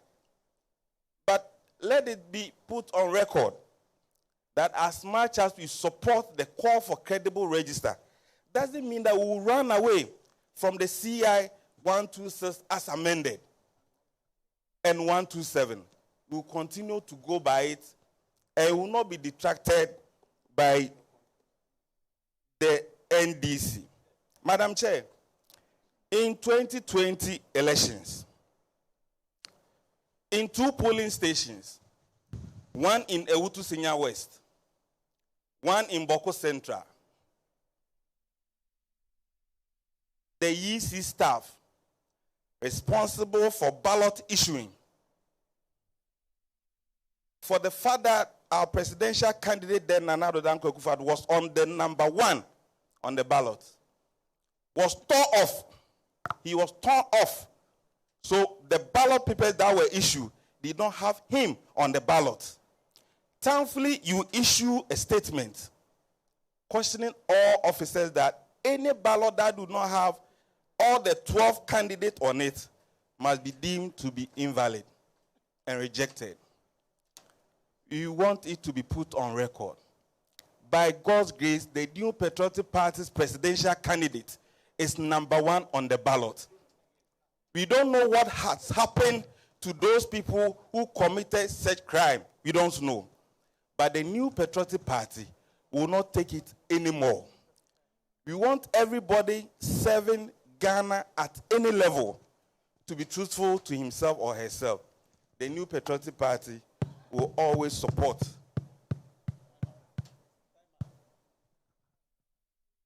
Mr. Evanson Makun, please wrap up. Thank you very much. We needed to confer. Madam Chair, so we went through also the presidential process, so we know those who are in the contest. Notwithstanding the call from Chairman Asaki, we'll still know. But I want to find out, in terms of the parliamentary, when are we getting the report on those who will be on the parliamentary ballot? And also to add to what my General Secretary said, Madam Chair, we want to find out when we can bring our hard drive to pick the corrected provisional voters register. Thank you very much. Thank you. Thank you very much. On this note, I will give the floor to Dr. Yaufuri Ejei to respond to some of the issues. Thank you. So I'm addressing a few issues that came up from the last submissions that were made. The first one had to do with the backend system and what sort of access control we have in place. Ladies and gentlemen, please be rest assured that the Commission operates a zero trust policy. And therefore, by default, we don't trust anybody. Let me finish. By default, we don't trust anybody. And what that means is that all our logins are authenticated, and we encourage and strive and implement and ensure that after a period of time, logins are changed. So we don't trust, and that's a zero trust policy. So there's visibility in terms of whatever anybody does. And so we know exactly who has done what and at what time. That is the only way we'll be able to safeguard the data. And everybody is aware that if you do something, we would know. So back-end systems even have zero trust policy throughout. The question was asked about what happens if facial fails, if fingerprint fails and facial fails. So the sequence of events is this. First, you are verified by your biometrics. We all know that over a period of time, your biometric fingerprints degrade, especially for people who do hard labor, like farmers and laborers. So it's very possible that we will not be able to authenticate you biometrically using your fingerprints. Then we move to facial. If facial 2 does not work, then there's the manual verification process, which is well published and established and will be used. I'd like to take this opportunity once again to reassure everybody here that the systems that we have put in place have been deliberately designed to make it secure. So for instance, it's been said that biometric voter registration kits have gone missing or have been stolen. That in itself is not accurate. It is the laptop that is in the kit that has been taken away. It is important for us to realize that the laptop on its own can do nothing. It can't. Because, hang on. It's important that we do this because it speaks to the heart of the security systems that we have. Okay? There's a process that allows a machine to connect to the system. And for every registration exercise that we do, we undertake a deliberate process of enrolling which machine can connect to what, and even which machine can issue which sets of ID numbers. So, even if a machine is taken away, remember that we've got these processes that we use to enroll the machines. And so somebody may take a machine, but that machine is as useless as it is. It can't connect to the system to do anything. So rest assured, the system is secured, and we are continuously improving the security that we have as technology evolves. And that would be my last comment.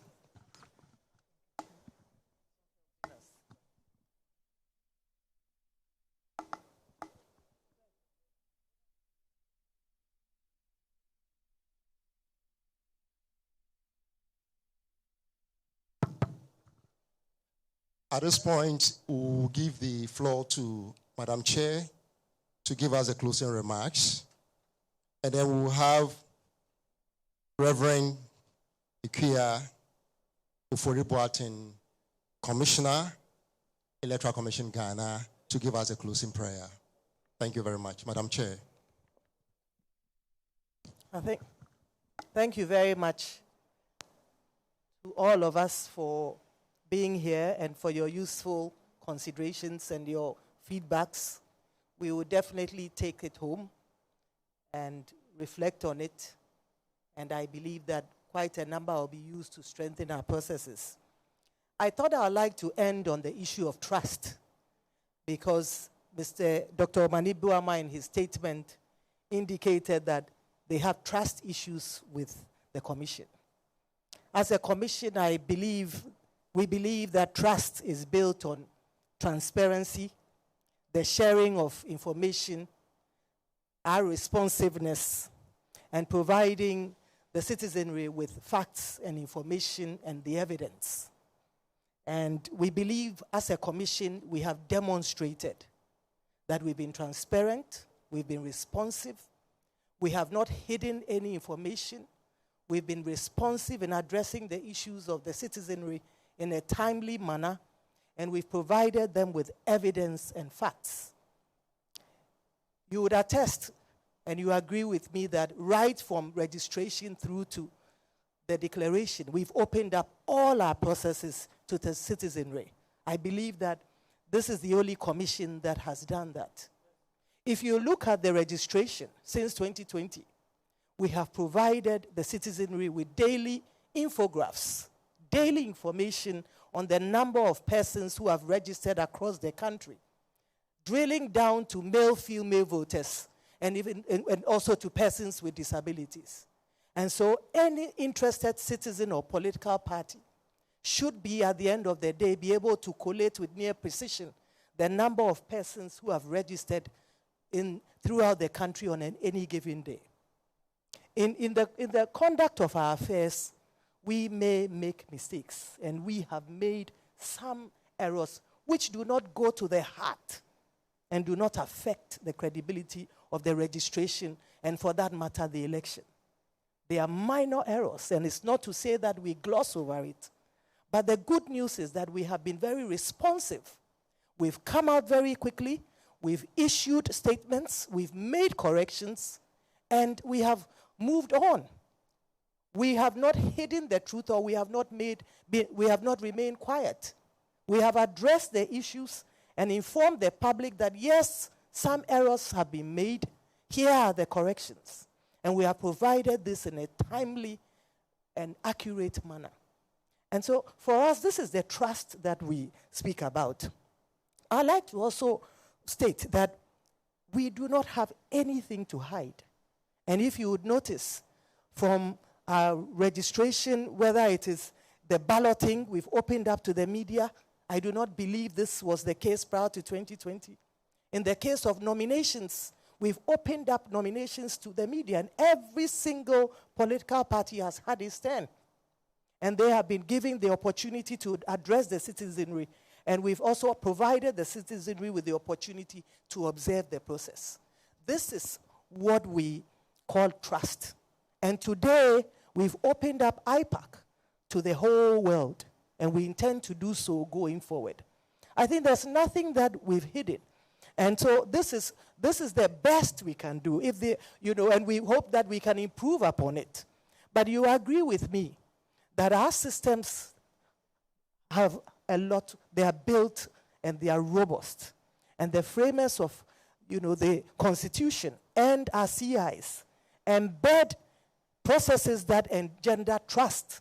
And so right from registration, 21 days before the start of a registration exercise, the political parties are provided, the EC provides the political parties with all the gazetted centers. This is to enable them to prepare their agents and have them observe the registration exercise. And so from day one, if it's for 21 days, party agents are given the free will to observe the registration exercise.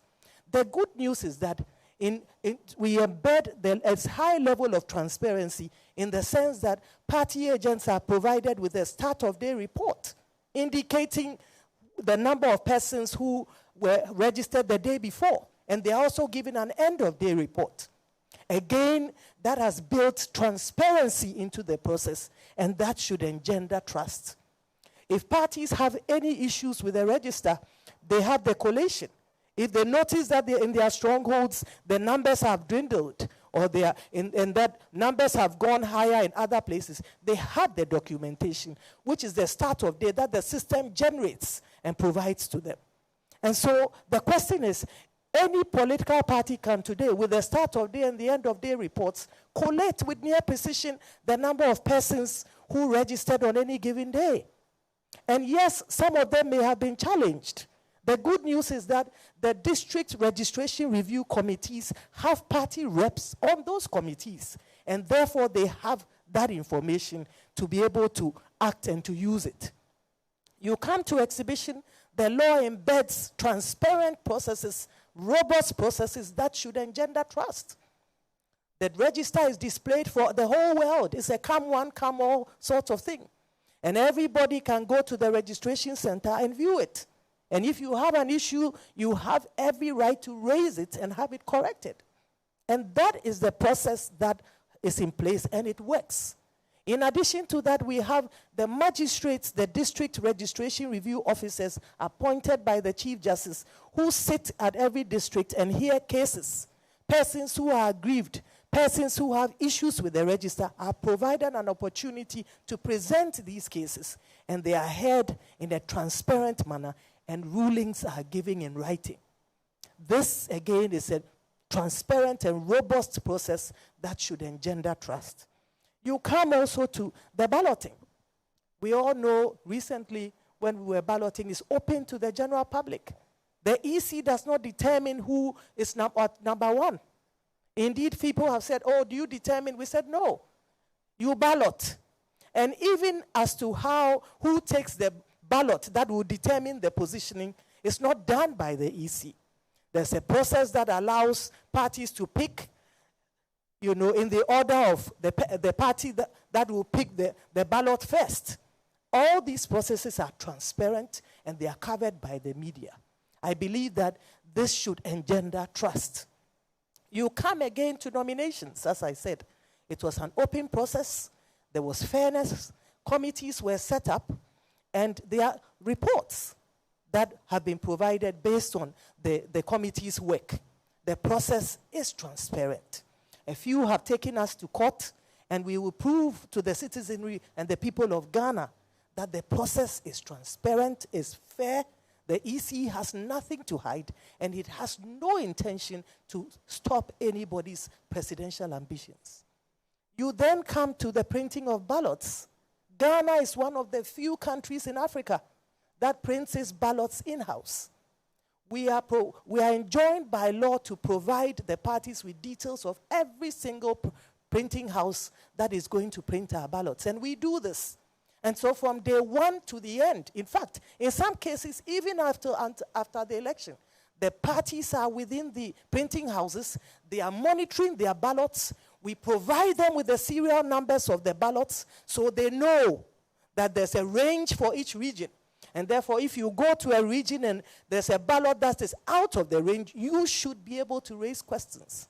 This is the transparency of the process. They remain in the printing houses 24/7 until the ballots are packaged. And to add to it, when the ballots are packaged, the Electoral Commission puts its seal on the ballot, and so do the parties. They then accompany the commission and the police to the police armories, where the ballots are kept. And there also, the parties have their agents waiting to receive these ballots, and they remain there until election day. We know how it works on election day, that the ballot boxes are opened for all to see. Unlike countries in Africa where the voting is done inside in a building, ours is done in the full glare of the public, and any interested citizen can sit and observe the process from 7 a.m. to, is it 5 p.m., if they so wish. Prior to being at the Electoral Commission, I used to do that, to go and visit many polling stations, and nobody stopped us from standing decently and observing the process. And you could do that all day if you so wish. But we know that the way it is done, the ballot boxes are open for all to see before the start of the registration. And at the end of the process, in the full glare of the public and the agents of the parties who are present, the ballots are poured onto the table, they are separated and sorted out, and they are counted in the full glare of the public and the party agents. They have a right to demand a recount twice. And if they are satisfied with it, they append their signatures. Where they are not satisfied, they state the reasons for their dissatisfaction. This, we then go to the constituency collation centers, and the same process happens there. We go to the regional collation centers, the same process happens there. All of these collation centers have the agents of the party who verify the processes, who inspect and make sure that everything is accurate, and who append their signatures. Of course,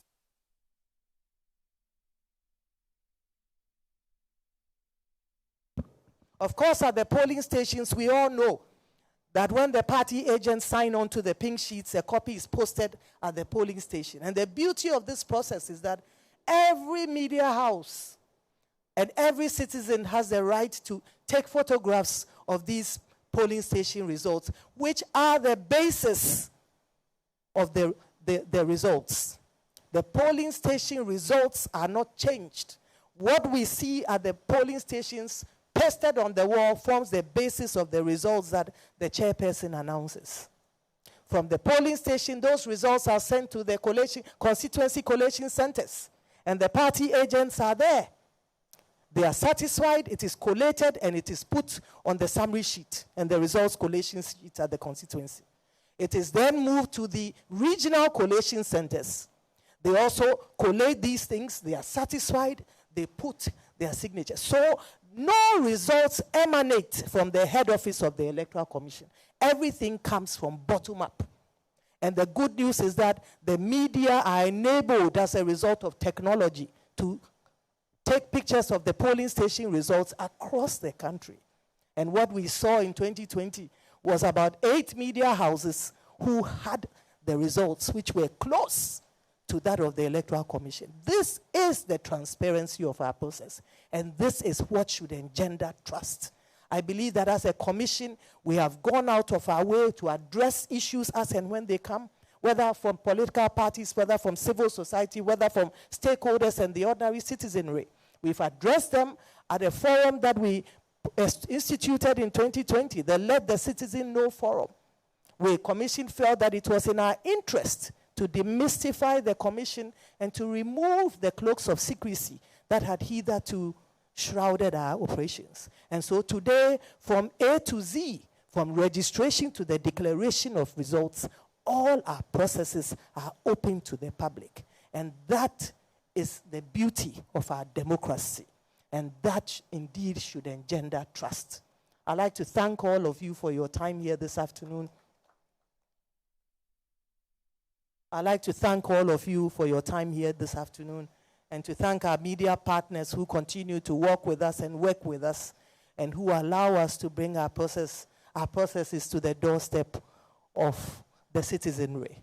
We look forward to seeing you at the next IPAC meeting. And as mentioned, we would have the media cover all our processes from media IPAC meetings from now on. We should, within the next 2 weeks or so, or earlier, present you with the revised, provisional voters register as indicated, to allow you to review it and to inform us of any discrepancies that you may have. In addition to that, as that goes out, we would also, post, the register online to enable citizens have the opportunity to inform us of their discrepancies and to allow us to correct them. We thank you so much. May God bless our homeland, Ghana, and make our nation great and strong. I also like to thank our development partners and our CSOs. We couldn't have come this far without you. Your input, your feedback, regular input and feedback has been very useful to us. Well, it has helped to strengthen our processes and engender the trust that we seek to put in place. Thank you so much, and God bless you all.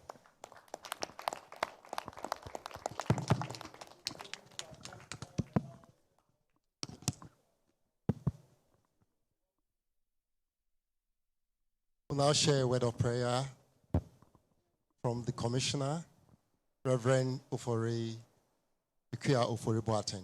Please, shall we be on our feet? Let's stand and pray, please. Let us pray. Heavenly Father, when our Lord Jesus Christ was about to depart, he prayed for all of us. His prayer was not that we should be healthy, not that we shouldn't die, not that we should win elections, but that we should be one. Our prayer, Lord, is that you pour out your spirit of unity upon us as political parties, as citizens, as all the roles that we play. Let us be one, Heavenly Father. Pour out your Holy Spirit on us, that anything that causes disunity in us will be removed. We thank you, Father, that you have heard and answered our prayer. And now the Lord bless you and keep you. The Lord make his face to shine upon you and be gracious unto you. The Lord lift up the light of his countenance upon you and give you his peace. And the blessing of God the Father, Son, and Holy Spirit be with all of us, remain with us, guide us, protect us, today and forevermore. Amen.